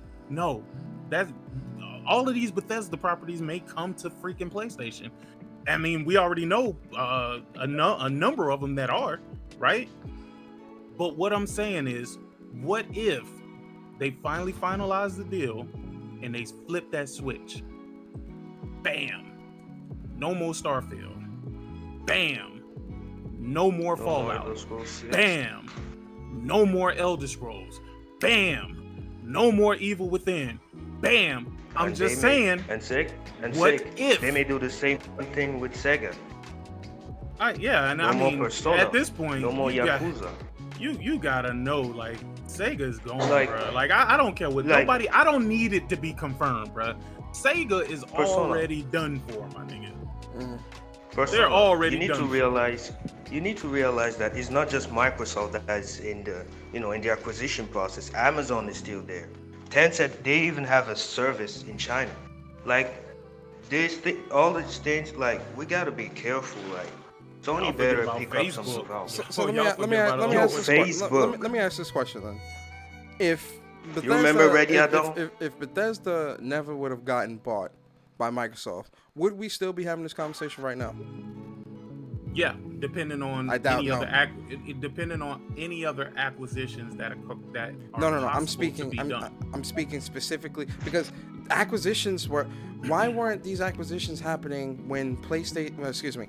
Why weren't the sense of urgency? Let's use that for lack of a better term. Why wasn't there this sense of urgency when Xbox went on stage 2-3 years ago and announced all those studios that they acquired at once and the creation of the initiative? Right? Where was the sense of urgency? There was no sense of urgency back then. Do you know why? But those, hold why? on. Those were like 5 or 6 or 7, however many studios they bought.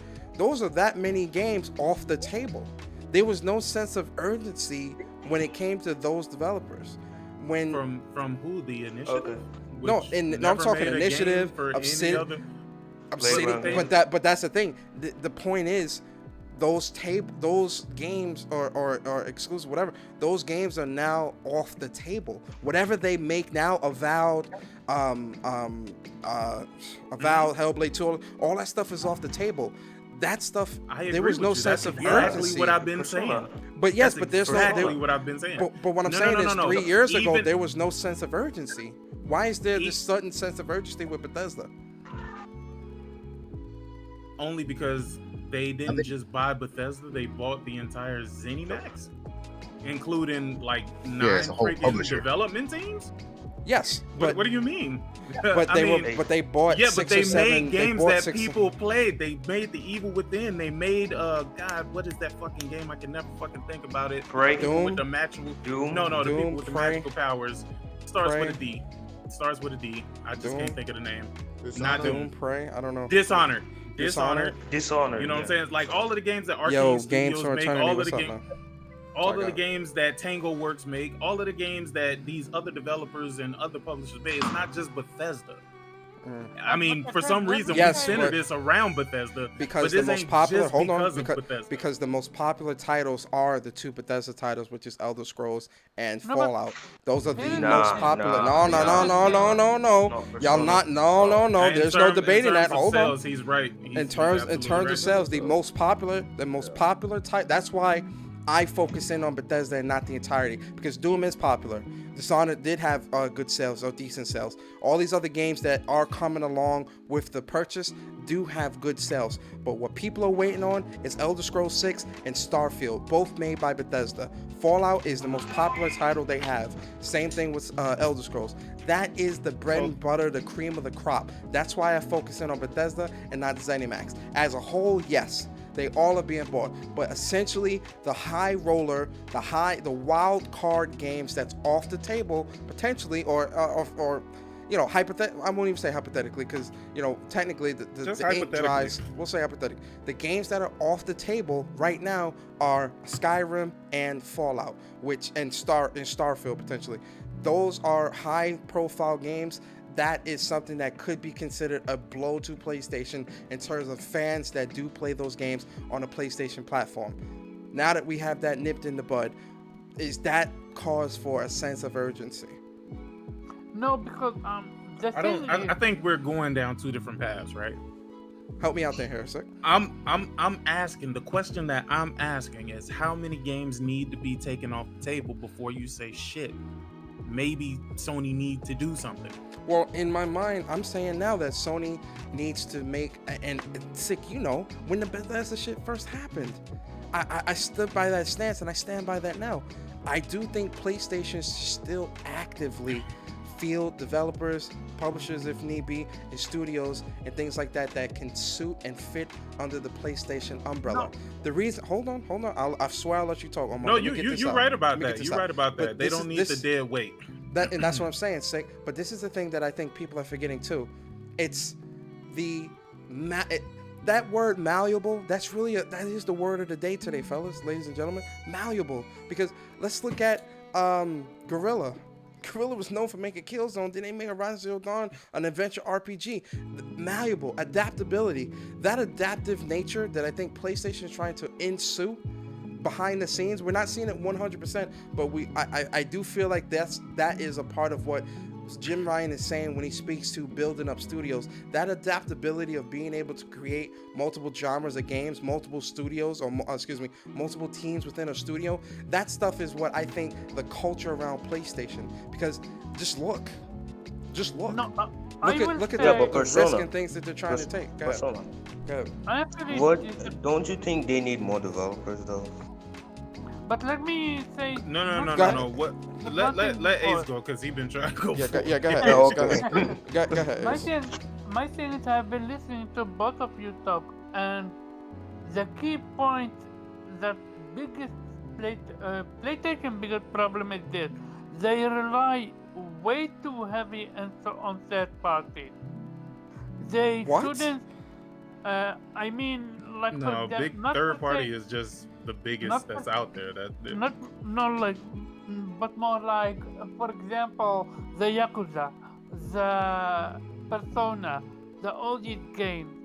But those games. Well, see, that's the thing. Those games started on PlayStation. Like, let people forget Not their history. Necessarily. Yakuza started on PlayStation, and so did Persona. Persona started on PlayStation. They were still on Nintendo platform. No, they came on Nintendo platform. The Shin Megami Tensei series. The Shin Megami Tensei series started after PlayStation. After Persona started on a PlayStation device, and then they went into the Shin Megami Tenseis. Right. A lot of this stuff, they have good working relationships with PlayStation, right? But why does everything that's a good working relationship? Okay, answer this question for me. Why does everything that's a good working relationship have to be an acquisition? Okay. Just to take it out of the competition. Hold on. Real quick, El Matador. Real quick. Okay. So Persona. Yeah, go ahead. You've been paying attention to the game industry, right? Oh yeah, you know it. I know you have. So you just asked the question that I know you already know the answer to. But because right now you're defending your thoughts, you're not paying attention to what you're saying right now, especially when it comes to Sega, bro. I've already threw this out there. Sega's already bought by Microsoft, or either they have implemented, which I've said before, a top exec from Microsoft, they left and went to Sega. They left and they went to Sega, bro. all of a sudden, all of these games started magically appearing on Xbox. Now, I ain't no fucking fool, but come on, this is a tinfoil hat moment, and niggas is like, oh, that could just be a coincidence. It's just business. Really? So, exec got instilled at Sega, and all of a sudden, all these games that they never wanted before popping up on Xbox. Well, I want to correct. I want to correct myself real quick. So, shout out to the chat. They corrected me. I have my information mixed up. Shin Megami Tensei 1 was the first game, and that started on PlayStation. Persona is the spinoff. Sorry, guys. Thank you for correcting me. You know, Pat. You know, I got the pow. But you know. But again, so what Dick is saying is with that, let's just say, for example, Sega is gone. And let's now say Microsoft acquires Square Enix as well. Why are you now? I have to stop y'all there. Why are all of you? You're putting. No, hold on. I have to stop this. Why are you? Why? Because this is not the first time. Not just you, Omar, but I hear conversations of people doing this where they give Microsoft all of these big studios like Square, Capcom, and all this, and then say, "Oh, what does PlayStation have left?" One, Microsoft nor PlayStation nor Microsoft nor Square, Capcom, or whoever is going to go into that type of deal. That is when it really becomes a monopoly and regulations and things like that are being broken. Why do people keep giving you? It's like you give Microsoft the cheat codes and then say, what's PlayStation going to do? No, that's not the case here. If any business like that was going to happen, I can see Sega and ZeniMax, right? That I can see those two deals happening back, quote unquote, back to back, right? But Sega, Bethesda, Square, and Take-Two, whoever else you're trying to put into this argument and equation, it doesn't work because no, I'm just saying that for hypotheticals. But no, I'm just saying that for hypotheticals. But what I'm trying to say is people lumping in all these people onto Microsoft and saying, oh, what if Microsoft buys all this? What if Microsoft buys all that? First off, yes, Microsoft has a $800 million billion-dollar net worth, and they're liquid to a degree, but the Microsoft division is not liquid to that degree, and Microsoft is not spending that much cash in that type of degree in that short of a period of time to do anything, right? If anything, we'll get an announcement about Sega to the middle to the end of the end of the year, if something like that were to happen. But Sega, Square, and Bethesda all within a year's time, bro, stop! Stop! You guys got to, you guys seriously got to stop. You guys seriously got to stop that shit, because I hear that all the time. Where like, oh yeah, what if they buy Sega, then they got ZeniMax and Square all in the same year, just because they got almost $1 trillion net worth? Stop this, because no company is doing that, no matter how much money they have. You make a great argument, Persona. Great argument. Now, if this does happen hypothetically, we gonna revisit this conversation, right? Nah, we gonna visit it right now. They go my boy. They go my boy, Barry. We gonna talk about it right now. Hey, I got backup. Now. We ain't gotta revisit shit. We gonna talk about it right now. Hey, I got backup. All right, we good now. Now we good. We ain't gonna revisit this. Hey man, this is my thought. I get everybody's points, and Is he low to you? Nah, he's talking on his phone. That's why. Yeah, I'm on my phone. I got you turned up. You good? I agree with everyone here, but I also gonna go with this. Nah, we here for you to disagree, not for you to agree, bro. Disagree, goddammit. No, I'm gonna say this. I'm saying this, like, you gotta understand what Microsoft did was an anomaly. They didn't buy a developer, okay? They bought a fucking publisher. Okay. That's a big difference is going on. That's why I think everybody's so reactive as far as what PlayStation is going to do, because if Microsoft is out here buying a publisher, you know what I mean?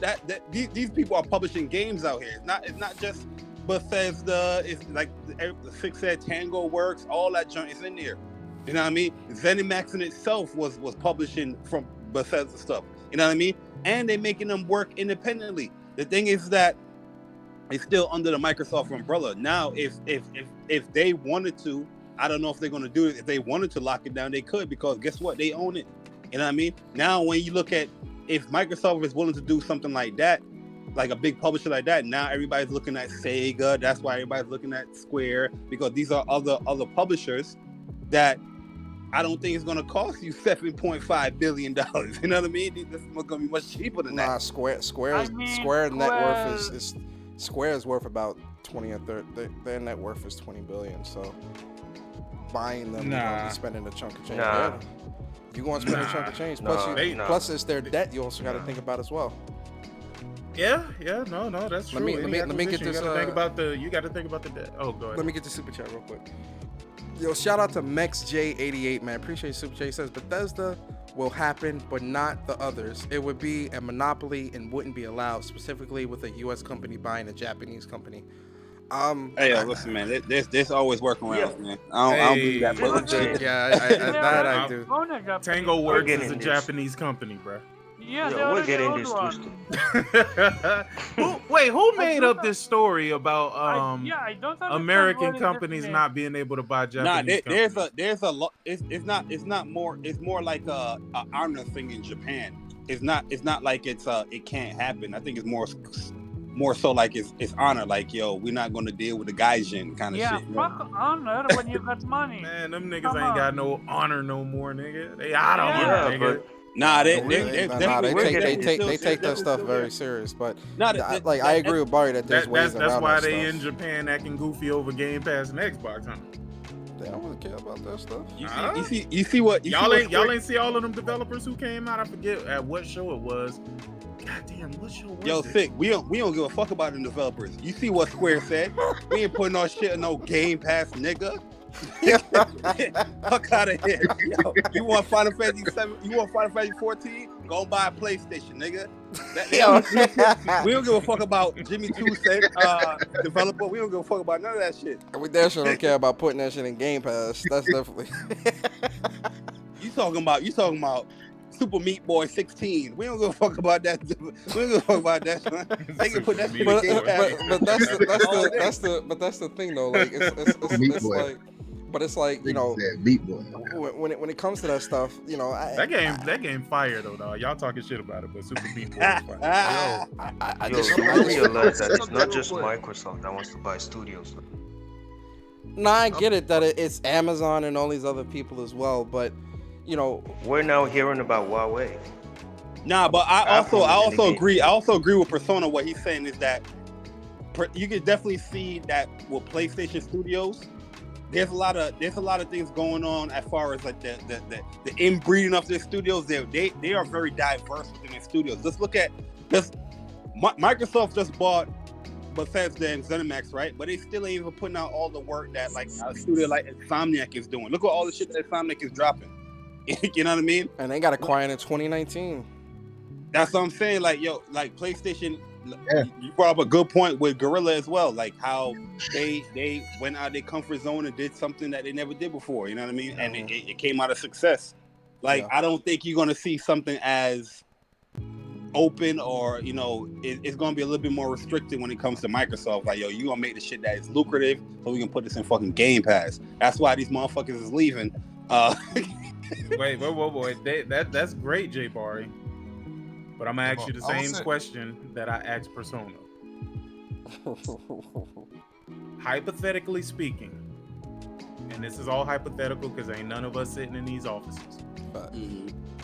Let's say, except for the Xbox YouTubers, they say no. Oh yeah, go ahead. Let's say. Hold on, man. Let me get this question. Now go ahead, say. Let's say Bethesda's games do become exclusive to Xbox, PC, whatever, right? Let's just say this. Let's just say it excludes PlayStation, right? You don't think that would be a great blow dealt to the PlayStation fans that actually do like those games? Look, I'm gonna be the first to tell you, I don't give a fuck about Elder Scrolls. That shit can take a hot leap off a fucking cliff, nigga, into some doggy shit at the bottom, nigga. Like, I really don't give a fuck about that. I don't give a fuck about Fallout. And maybe I feel different if I played the games. The last Fallout I played was Fallout 3. Didn't really care for it. All right. But let's just hypothetically say that that does happen. Let's say Sega, and I'm only saying Sega because I know Sega has a lot of great IPs, including the fact that they own Atlas, which makes the Persona series. Let's just say hypothetically, they purchase Sega, which I think is not I think that's something that's happening anyway. But let's say they take the Persona series off the table. Don't worry, PlayStation fans. You can still play the ones that's already on the PlayStation, but let's say future games are no longer up for grabs. And they take also the Yakuza series. Let's say the same thing with Yakuza. Listen, Sure. I'm gonna say this, Six. At the end of the day, if this was supposedly to happen, yo, that's good. That's good for Microsoft. They should take the shit off of PlayStation because PlayStation didn't jump the gun to buy them. If that happens, then PlayStation definitely has to respond. I feel like I know people want to say, oh, but business. Why do they gotta respond now? Based on what y'all saying about this, like Sony should just fall back on his Sony-acting gorilla and Naughty Dog and just chill. I've always made Wait, we Sick. changing the conversation. Sick. I've always maintained this stance. I've maintained the stance that PlayStation should still do acquisitions that make sense to them and to the ecosystem of PlayStation. I've maintained that stance since the beginning of this Bethesda shit. And Square Enix makes sense. Wait, hold on. Wait, stop. What did you just say? I said Sega and Square Enix make Oh, I sense thought you for called me a nigga. I was about to say, Why? what? I thought he said nigga. But guys. Yeah. No, but I will say this right, real quick. That, like, I do agree I thought with. he said nigga. I was gonna say what? What Sick is saying. No. I Yo, Omar, watch your mouth. No, but look, I hear what you saying, Persona. And I hear what Sick is saying. I haven't even heard the answer though. Like, what is Yeah, the answer? I ain't give an answer. How many games do they need to take off the table before niggas start looking like, oh shit, okay, they taking a whole bunch of popular titles off the table? The whole point about this is that these are popular titles. I know they could build their own studios, but then they gotta work those studios and make some hit IPs. But we're talking about already established IPs that no longer are on the platform that they became popular on. So let me ask you this question. Do you think that the people that are on the PlayStation that play these games, do you think that they Hey, yo, real talk. We sorry to cut y'all, but y'all are circling each other. They circling. Answer the question. Y'all got to answer a question that we. I already answered the question. I gave my answer. I said No. I was looking for your answer, J Barry. Oh. Oh no, I was letting everybody talk. You know what I mean? They don't want to hear the best list on YouTube. You got the floor, Barry. Listen, Persona already let me know what the deal is.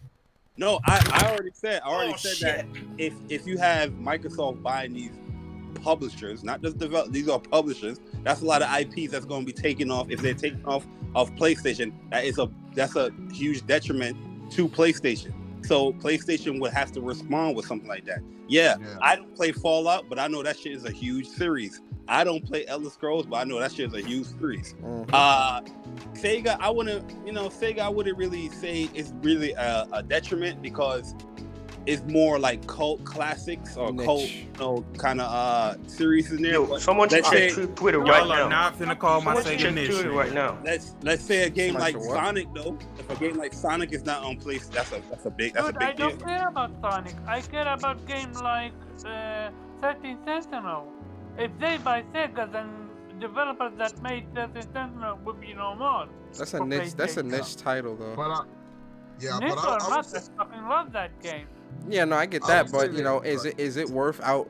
But the thing is, thinking of this in a business sense, if those games sell better on PlayStation as opposed to Xbox, does it make sense for even Xbox to put a bid in for that? If I want to put the stranglehold on PlayStation, yes, it does.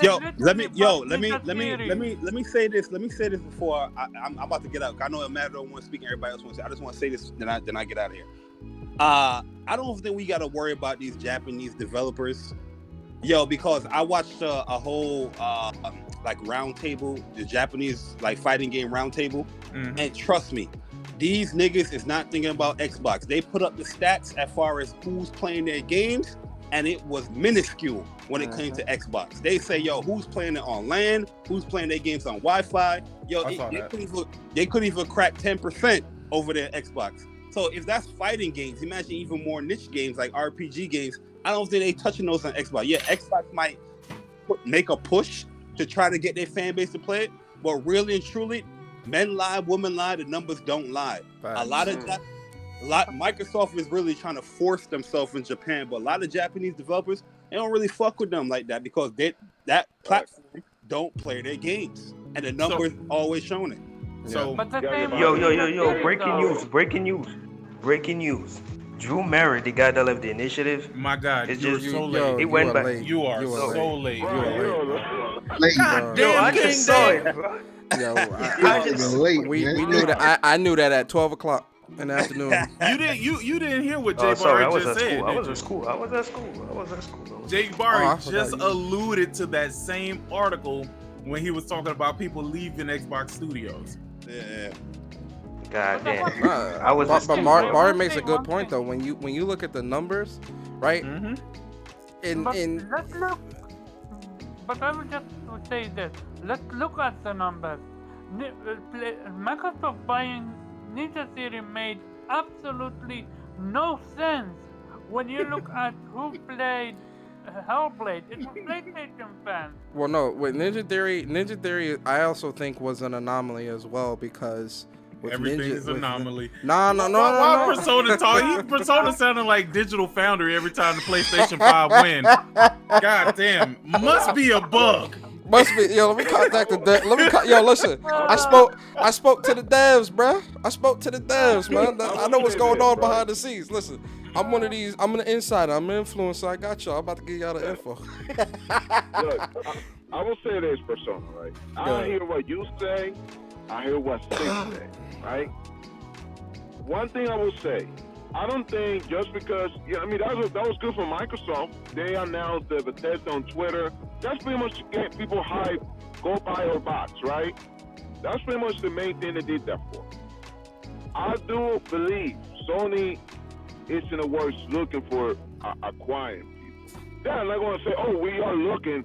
Now, you know what I said, but they're not going to say, oh, we are talking to Square. We're talking to. They're not going to say that. Well, this is what I was saying, but just because you. Go ahead. No, go ahead. No, that doesn't mean that Sony needs to say, oh, look, by the way, guys, we're in talks. Come on, articles. Oh, well, we're in talks to a Square and other. They're not. Of course, they're not going. But everything is behind the scenes, guys. Okay, I do believe Sony will get Square in it because Sony has. If you say, oh, Sony need more JRPGs, Sony has a freaking chamber of fucking JRPGs they can fucking. There's so many they got. Which ones? Especially with Square. Which I would have to listen again. I would love there was something that Rogue Galaxy. They got so many in the chamber that they can bring back. That's what people think that they think they know they have the JRPG. But this is what I'm saying. With PlayStation, we know or we can guess confidently, or we can assume confidently that excuse me, that Blue Point and Housemarque are about to be under the umbrella. Oh yeah, that's cool. Blue Point Blue Point. We see we see what they working on. We see their quality, their talent, and with Housemarque, we see their talent. We've seen their quality. We're going to see their quality on PS5 and their talent with Returnal, which looks phenomenal, right? That's two studios. That's two more studios potentially that's going to be under the PlayStation umbrella. Yeah. I don't understand. But the thing that I'm saying is business moves behind the scenes. Sick, you know this. We've talked about this before. I've talked about this. I've talked about this a number of times. Just because PlayStation is not being as forthcoming right now, which it bugs me out a little bit too. I'm not gonna lie, but just because PlayStation is not being as forthcoming as or as aggressive as Microsoft is in the moment, I mean, despite Microsoft aggression, look at the lineup, look at the launch lineup, look at this, and this is why I'm saying that, I'm not saying don't worry, but what I'm saying is actions speak louder than words, right? You can throw money at anything, still not do shit. You know how much money we give to the government? Hold on, how much money we give to the government, and the government still ain't fixing it. Look, y'all ponies just mad because motherfucking PS5 ain't got RDNA 11, motherfucking. That's all that's going on up in here. Yeah, man, I'm pissed off at that. Suck man. it, ponies. Yeah, that RDNA, man, it's killing me. They can have that conversation. They can have that shit. You can have all the RDNAs you want. But Guapzilla said it the best in the chat. You know, the Ninja Theory was also an anomaly, right? Because Ninja Theory was on the brink of closing. They were using their own conference room as a they would. But why? Why do you want them to go to PlayStation? They wasn't on the brink of closing. Exactly. Yes, they were. Yes, they were. No, it was Yeah, they Obsidian. were. That No, was on the Ninja Theory wasn't. No. Well, Yeah, Ninja Theory was in a bad. I watched all of them. They spoke on it. No. I looked at the dev diary. They was talking about 2 projects that they had in the works that they were working on. It was Obsidian that was closing their doors. It was Obsidian that was literally. Them niggas was out of there, bro. Ninja Theory as well, though. Yeah, Ninja Theory was in struggling because they were even using Goddamn, struggling ain't closing. 50 copies, man. Come on, bro. They were struggling. They were. That's why they couldn't do a physical release of Hellblade for PlayStation 4 because they didn't have the money or the resources to do that. That's why I released digital only, and they were using their own conference room. The dev diary, I watched all them dev diaries because I really wanted to support them. They, you know, when the game, this is back when they went to Xbox, like when they were doing the whole thing with PlayStation, like I was like, yo, I'm supporting this game. I really want to play this game. I'm interested. Like I supported them. So for all y'all that, not y'all in the Discord, but I'm just saying, for those that may be listening that jumped on the Hellblade train and when it hit the Xbox, check my trophies. I got that back in 2017. Catch up. All right. Anyway, I got the platinum from that back in 2017. Catch up. But anyway, they were struggling back then, right? Then they were saying that they never wanted to be bought. They said they wanted to maintain their independence. Then after the sales hit with Hellblade on PlayStation, like a couple months later, they were like, oh yeah, you know, we decided we're gonna be bought by Microsoft because, you know, their technology and but we're still gonna maintain our independence. Blah, blah. Come on, you bullshitting. Then they made Bleeding Edge. Then exactly. They made Bleeding Edge and we still ain't seen shit about Hellblade. Yeah. It's going on a year. Yeah. Real quick. Go ahead. Hold on. Let OBJ talk. Go ahead, OBJ. Hold on, real quick. Sick. Can you explain to me what the problem is with them getting these studios and whatever? The way I've always looked at it is, if you make some shit over there or you own some shit that I want to play, I'm just going to buy your shit and play it. You know what I'm saying? That's how I always look at everything. That's it. It ain't no sweat over here. I don't think what they're doing is in direct correlation to what Sony is doing. I think Sony has already been in a good position of having their studios. I'd like for them to actually like add on to the studios they have and be able to create even more multiple projects, you know what I'm saying, within that studio.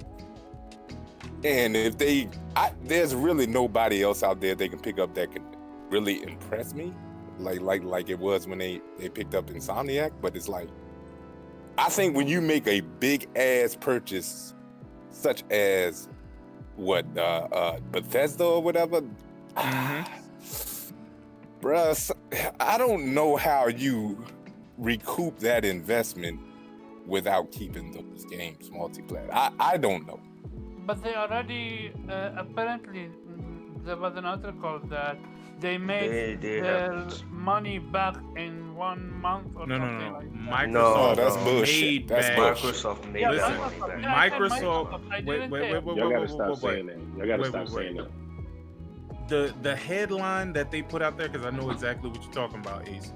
That headline was Microsoft's profits were enough to cover the Bethesda acquisition, but in reality, that shit ain't got nothing to do with that Bethesda acquisition, period. Exactly.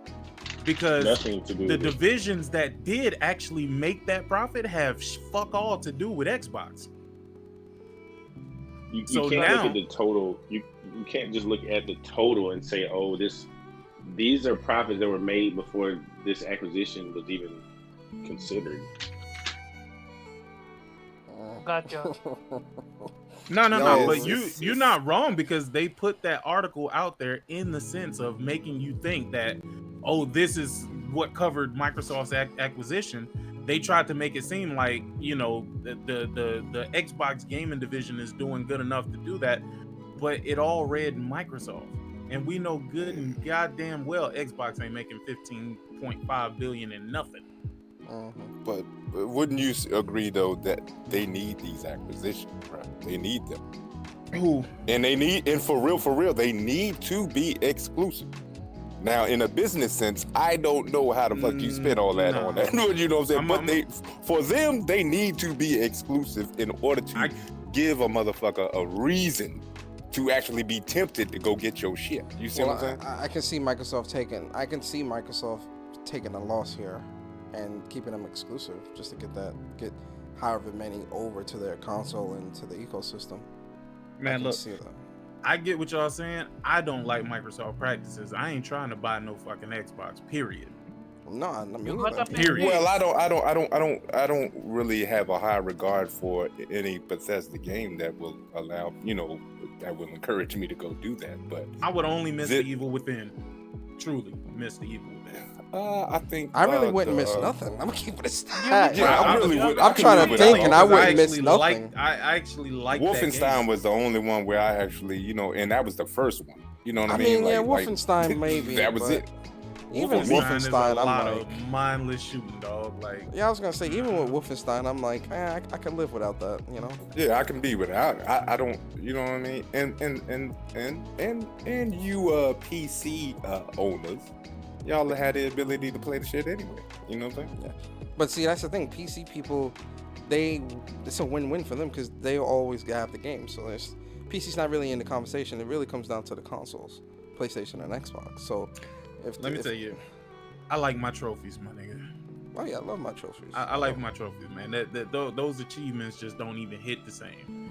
Second of all, I ain't gonna lie, I don't even understand trophies anymore. The way the PlayStation got them shit set up now, I don't. I like the cards. Shit no more. I now understand it, and I now like it. Right?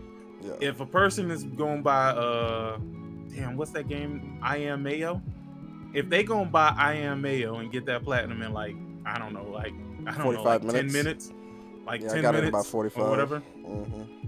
Those trophies aren't gonna hold the same weight as a game that actually, you know, took skill to fucking get the platinum. Yeah.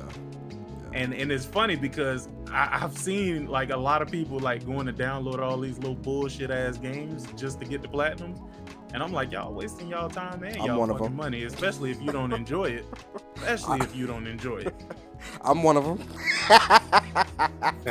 You over there playing that damn dolphin in the machine or whatever. Oh no, I ain't playing that dolphin. Yo, OBJ, I seen that video, what happened bro. to that nigga? He totally disappeared off the internet. What happened? Hey with him? man, that game. What you playing it on PlayStation, OBJ? That Subnautica game? Oh, I don't no, he's not talking about that. He's talking about the dolphin in the machine game. You remember that was the one one from like the developer dolphin? Yeah, that was the one with the developer was saying. He was saying that it couldn't run on couldn't run on PlayStation or something like that. Wait, you say he got COVID underwater? Yo, Wolfman in the machine. Yeah. Yeah, nigga up there spitting loogies and shit at rocks. Oh I don't my know god, what's going on, man. What? No. The funniest thing is he came out capping so hard for Xbox, bro. It didn't even make sense. I'm like, what the fuck is this? I was looking at the game and I was like, yo, this is the game that this nigga is talking. Bro, this man said all kind of crazy shit. He was like, this is gonna be able to run at 120 frames per second on the Xbox.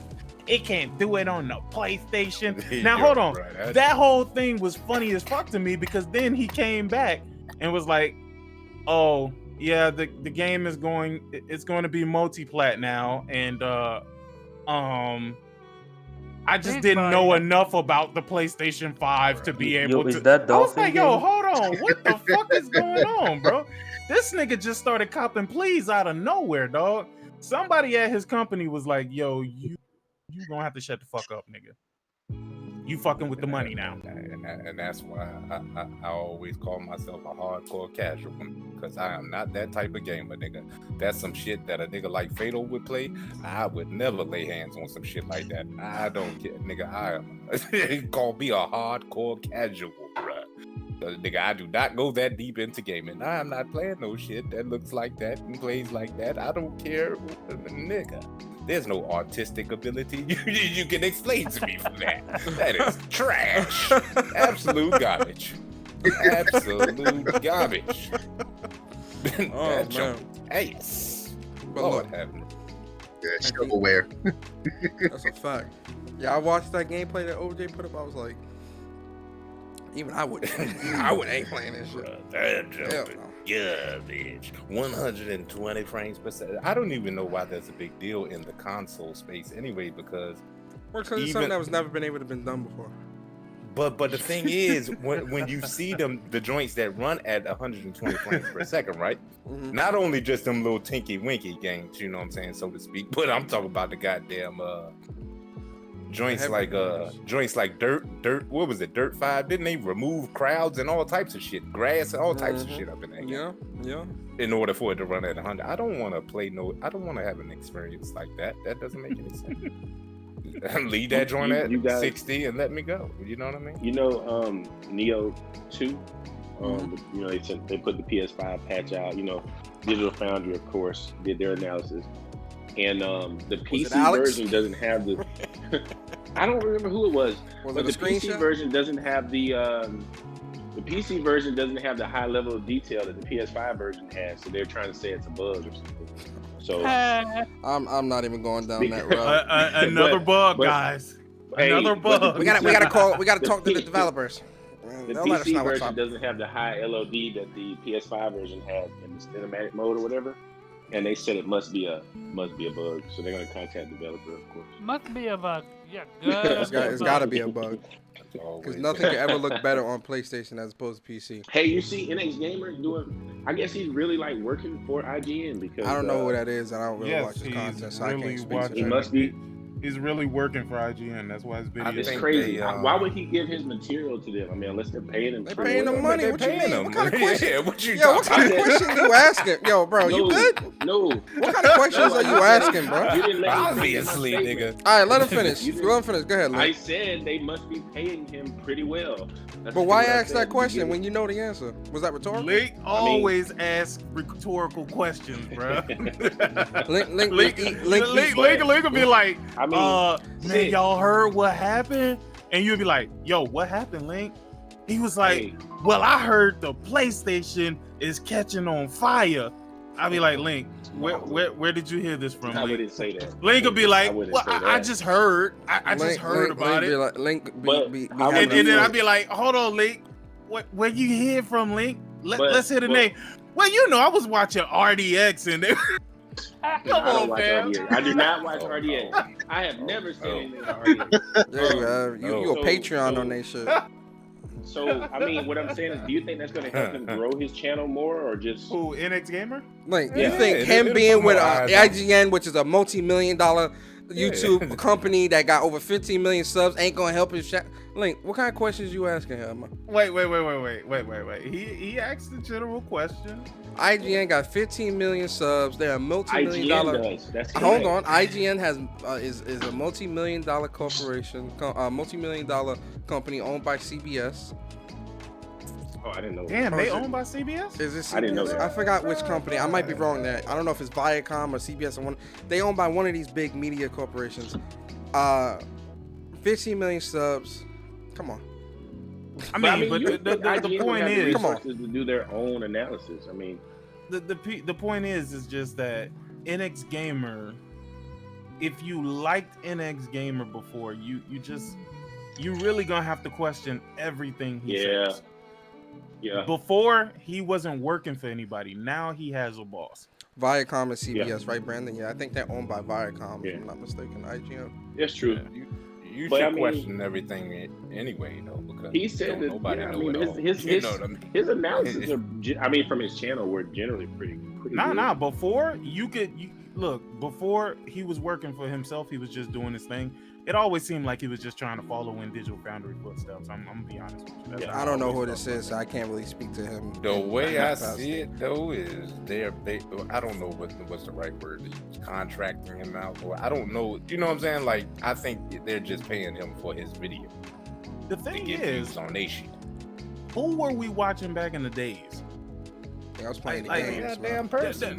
The reason why I say that is because actually, I was watching X Play and Tack of the Show and stuff like that back in the day. Yeah, but they weren't breaking down these games to this degree, dog. Like, but they did do like pretty dope sense, interviews and stuff like that. Like, I was watching them for stuff like that, and way back in the day on PS3 era, I was watching Machinima a lot as well. My boy Bobby. No. With the and COD that's videos. great. But what I'm saying is, for the content that they're putting out now, does this shit don't bother y'all that they even telling us any of this shit, like the technical side of it? I don't think we need to give a fuck about that, because at the end of the day, when you play the game yourself, you're gonna figure out whether the fuck you like what you playing or not. Well, I think that falls into, you know, that definitely falls into that's the fanboy side. But here's what I'm saying though, like, think about it. When Digital Foundry used to zoom in 400%, bro, did anybody feel like a fucking clown? Like, you I gotta didn't really feel care. like a Well, fucking clown, dog. That's always been the side. Videos that's always been the side of it that I'm like, yo, like I don't care to that degree, right? As long for me, you know, with the jokes and stuff like that, you know, I'm here for the jokes, right? The console war stuff, you know, that stuff is always gonna be funny, or you know, cracking jokes back and forth between Xbox, PlayStation.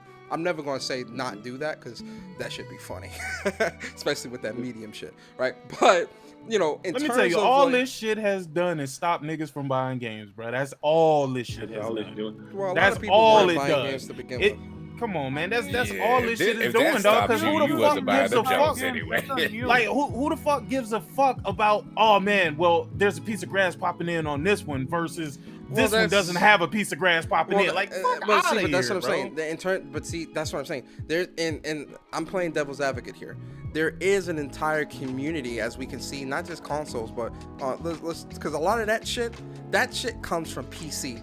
And that's why, because a lot of PC elitists and shit like that, they push them ideologies onto console gamers, where you got console gamers now looking at games in that regard as well. A lot of that shit started towards the end of the 7th gen, and really a large portion of the 8th gen, when PC really started to push ahead really far, right? That type of thinking and thought process, all of that is definitely, that's PC elitist talk.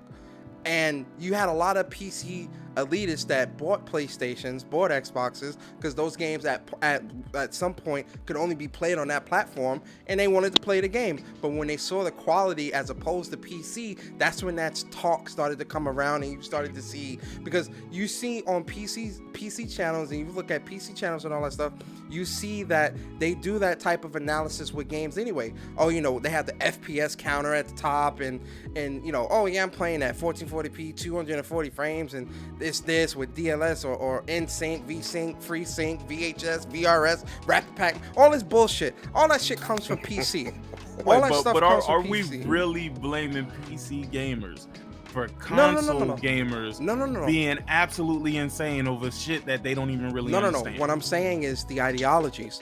I'm not blaming PC elitists. What I'm saying is the ideology comes from PC. That's where console gamers get that shit from. Now, console gamers running a VHS is a joke, Lay. It's really VRS, but I say VHS because it's a joke. But it's console funny every time I hear it. console gamers running with that stuff is what propelled it in an all-around sense to be what it is now. Now you got the Digital Foundries, NX Gamers, and smaller channels that are doing this, and channels dedicated only to doing benchmarks of games, not playing the games, not talking about. It's just benchmarks of games, and this is why in reviews now they talk about that stuff. Bruh, well, how many people do y'all know? Like, you do understand? There's a ton of fucking people who show up to every gaming podcast in the world, but you never ever hear them motherfuckers playing the game. Never. And ever. The thing is, but they are in every podcast. They ready to fight the good fight. and it's stupid, bro. Like all of this shit. But the thing is, does it really, when they see these comparisons, does it really factor into their purchasing on which console they're going to purchase the game on? It doesn't affect me because you had people saying that it's not a large portion of people. Sorry for cutting you off, OBJ. It's not everyone. It's a small portion of people. It's just like with the whole 10 versus 12. People were going to buy an Xbox because it was 12 teraflops. Like, that's it. That was it. Nothing else. Not the games. Not, oh, it's 12 teraflops. That means the multiplayer is going to look better on here, so I'm buying this console. What? There's people who listen to reviews in order to purchase it. Like, I mean, look, look. You ain't gonna stop me from purchasing a game that I want to play. You know what I'm saying? Because especially not The Last of Us 3. Yeah, but there's way too much. There's way too much knowledge about these games at your fingertips before they even hit the shelf. You see what I'm saying? Like, you could literally just go online and look at gameplay. You know what I mean? Before you even buy a game. I don't need. I think that kills the surprise for a lot of people, and that's what deters them from the sale as well, right? Seeing so much so soon, like months in advance or a couple weeks in advance or whatever, I think that kills the surprise for them too, man. For a lot of people. Yeah, you know, I love it. It doesn't affect my purchasing. I'm gonna buy it on PlayStation. I had to look at pictures in a goddamn magazine. You know what I'm saying? But looking at pictures and screenshots is different from looking at a 30 or 40. Look at Cyberpunk 40 minutes trash. And you listen, back in the day, I would go to Funko Land and I would look at the back of the box, bruh. That's how I did it back in the day. I was looking at the back of the box, like. All this shit now, this is all new age stuff, man. Like, when you have 40 minutes of gameplay. Too much information at your fingertips now. In order if you make a dumb purchase now, nigga, you legitimately did that shit knowing. You know what I mean? Like nigga, it's way too much knowledge at your fingertips. For 40 minutes of gameplay, you know, like 20 minutes of never before seen footage, all that stuff. That's what's out here now. And, you know, for me personally, it doesn't kill my excitement all the time because, you know, if it's games that I really want to see, I'm really excited about, I want to see gameplay anyway, so I'll watch it. But, you know, I don't know. I don't watch everything because I don't want to be... Yeah. I don't want to see everything. Obvious spoiled. Yeah. Right. I mean, when you literally spoil every single world in Kingdom Hearts 3, I'm like, what the fuck are you doing? But they can only do that if they keep your eyes on it. That ain't them. That's you. I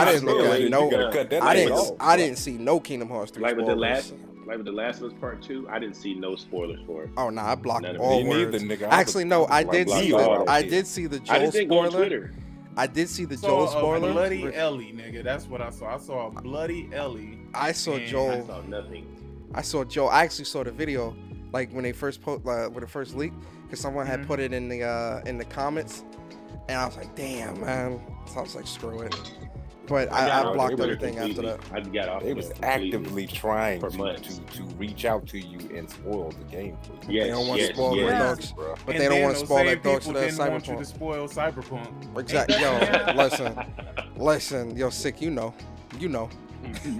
But yo, listen. Up here, like, and you know what? It's crazy because I hate to say it, but karma is a bitch. Because that game that you was so waiting for.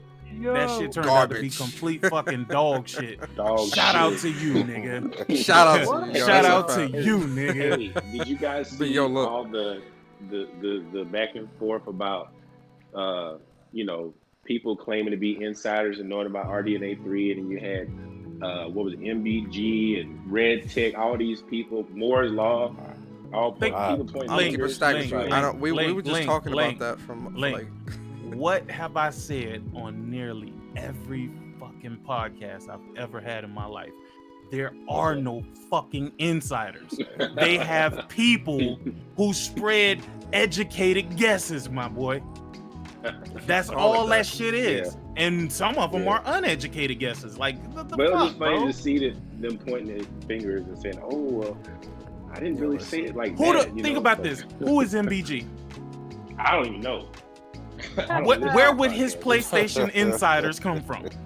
That's But y'all watch these niggas, bro. He used to be, What I but don't understand, bro. hold on, Y'all don't hold on, believe hold the on, shit hold that on. they say, but y'all he watch used to them. be an Hold on, Xbox hold on. dude. MBG He used to be a PlayStation guy.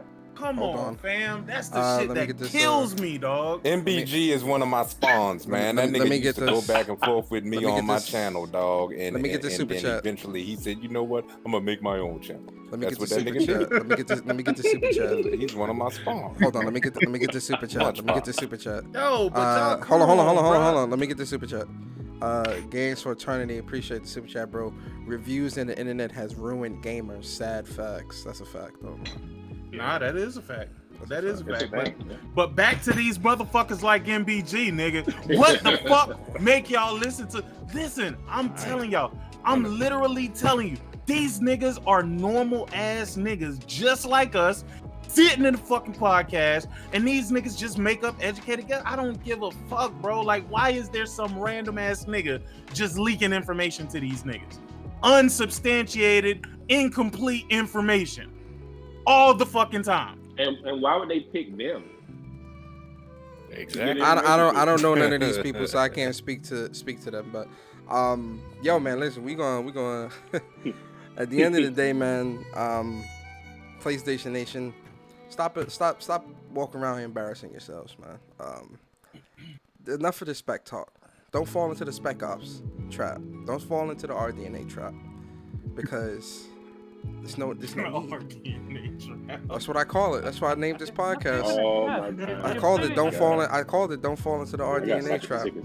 But this is hold on. This is something that I stand by, man. I gave you guys the facts.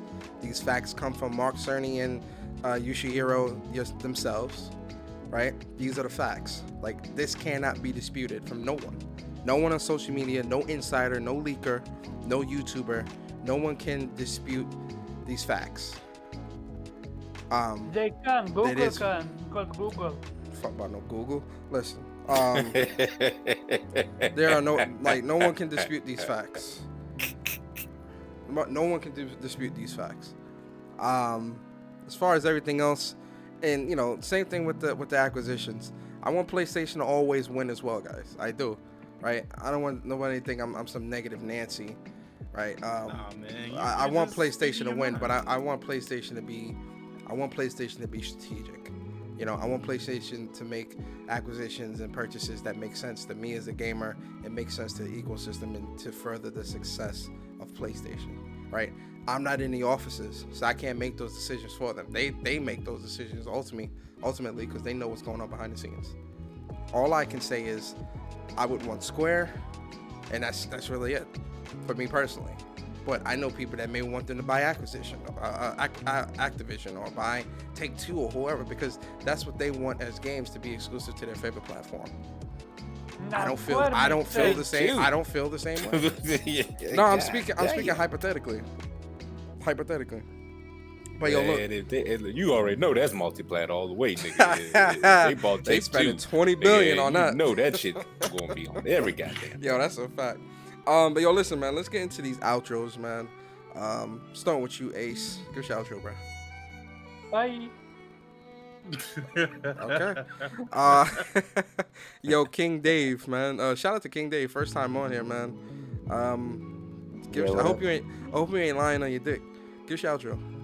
King Dave pulled up, man. Facts. Shout out to King Dave. Give us your outro, King Dave. Hey. Real quick, I just want to know, has my English improved? What? No. According to you. No, nigga. No, you still sound like you're from the Zulu Nation, nigga. No. Your English is I'm just fucking with you. No, we can all understand you, bro. You speak better English than some niggas that lived in America their entire life. Damn. Whatever. Shout out to you all. How you gonna ask the question and then say whatever? Alright, man. Yo, Link, man, give us your outro, bro. Hey. What'd you say, Link? Well, yeah, man. Stay away from all this spec talk and stick to the game. That's all I can say. All right. Games. OBJ, man. Yo, shout out to OBJ, man. OBJ's gonna be my first guest back tomorrow for the When Persona interviews. That's gonna be fire. Yeah, for the Win Persona interviews series, I'm bringing that back. OBJ is gonna be the first guest. Give us an outro, OBJ. Yeah, y'all heard it. You know what I'm saying? Make sure y'all stop by for the the interview tomorrow. You know, thank y'all for coming out. Leave a like, retweet, all that type of shit. You know what it is. You know, my good brother Sick Humor. Everybody up in here. It was good kicking it with you all. And, just tell that nigga OBJ that Last of Us sucks, nigga. That interview gonna be fine. Yeah, see, nigga, that shit last for like 8 hours then. All night podcast. Hey, look, nigga, I be on Google Maps trying to find that nigga's house. The Last of Us is dog shit. You trying to start shit. First question is always asked. Damn, did I'm you sure play he's it? looking at his Google map. He won't come at me. Damn. Yo Z, give us your outro, bro. I don't know what to say. Okay. Shout out to ZX the D. Man, just say you're going away. Shout out to ZX I ain't gonna lie, the D. your man. avatar look like an Xbox. I ain't. It look Here, easy. Hit that like button. it might be too much green or something involved in that one. Yo, Sick, man. Sick in the building, man. Give us your outro. Politically incorrect, man. Give us your outro, Politically incorrect, man. It is always a good time when we here speaking with Persona. I mean, but we end up in speaking from the heart. But this is supposed to be when Persona speaks. But nah, it's definitely a good time every time we come through. So you know, it is what it is, man. Appreciate it, man. Appreciate it. And listen, man, I appreciate the whole panel coming through. Shout out to Bari as well, the half of Yo, he was out PlayStation. quick. Yeah, I think he playing. He trying to beat Yeez, so I think he really on the game heavy right now. What happened to Guilty Gear? He out that? Not a Guilty Gear and Yeez. I think he's alternating between both. I know he said he wanted to beat Yeez before he played P5 Striker. So, but between that and Guilty Gear, yeah, he's on the heavy. But listen, man, I appreciate y'all coming through, man. I hope you guys enjoyed the show. Like, comment, subscribe. What else? Tomorrow Hit at the like 5. button. Huh? Hit that like button. Oh yeah, hit the like button definitely. Like I said, tomorrow at 5:30. No, it's 5:30. Hey, yo. Tomorrow at 5:30, Win Persona interviews with first guest gonna be OBJ. Don't miss that. Also, I appreciate y'all coming through, man. I hope y'all enjoyed the show. I hope y'all learned something from this podcast, because that's what I aim to do. That's my ideology when it comes to doing these podcasts and stuff like that. I like it to be a learning experience, or something that you guys can all walk away from and be like, yeah, it's something different, right? So I appreciate y'all. Shout out to everybody in the chat. Y'all are awesome. Shout out to the mods, the lurkers, everybody. I appreciate you guys. Please be safe, and I'll see you guys tomorrow. And we out. Later.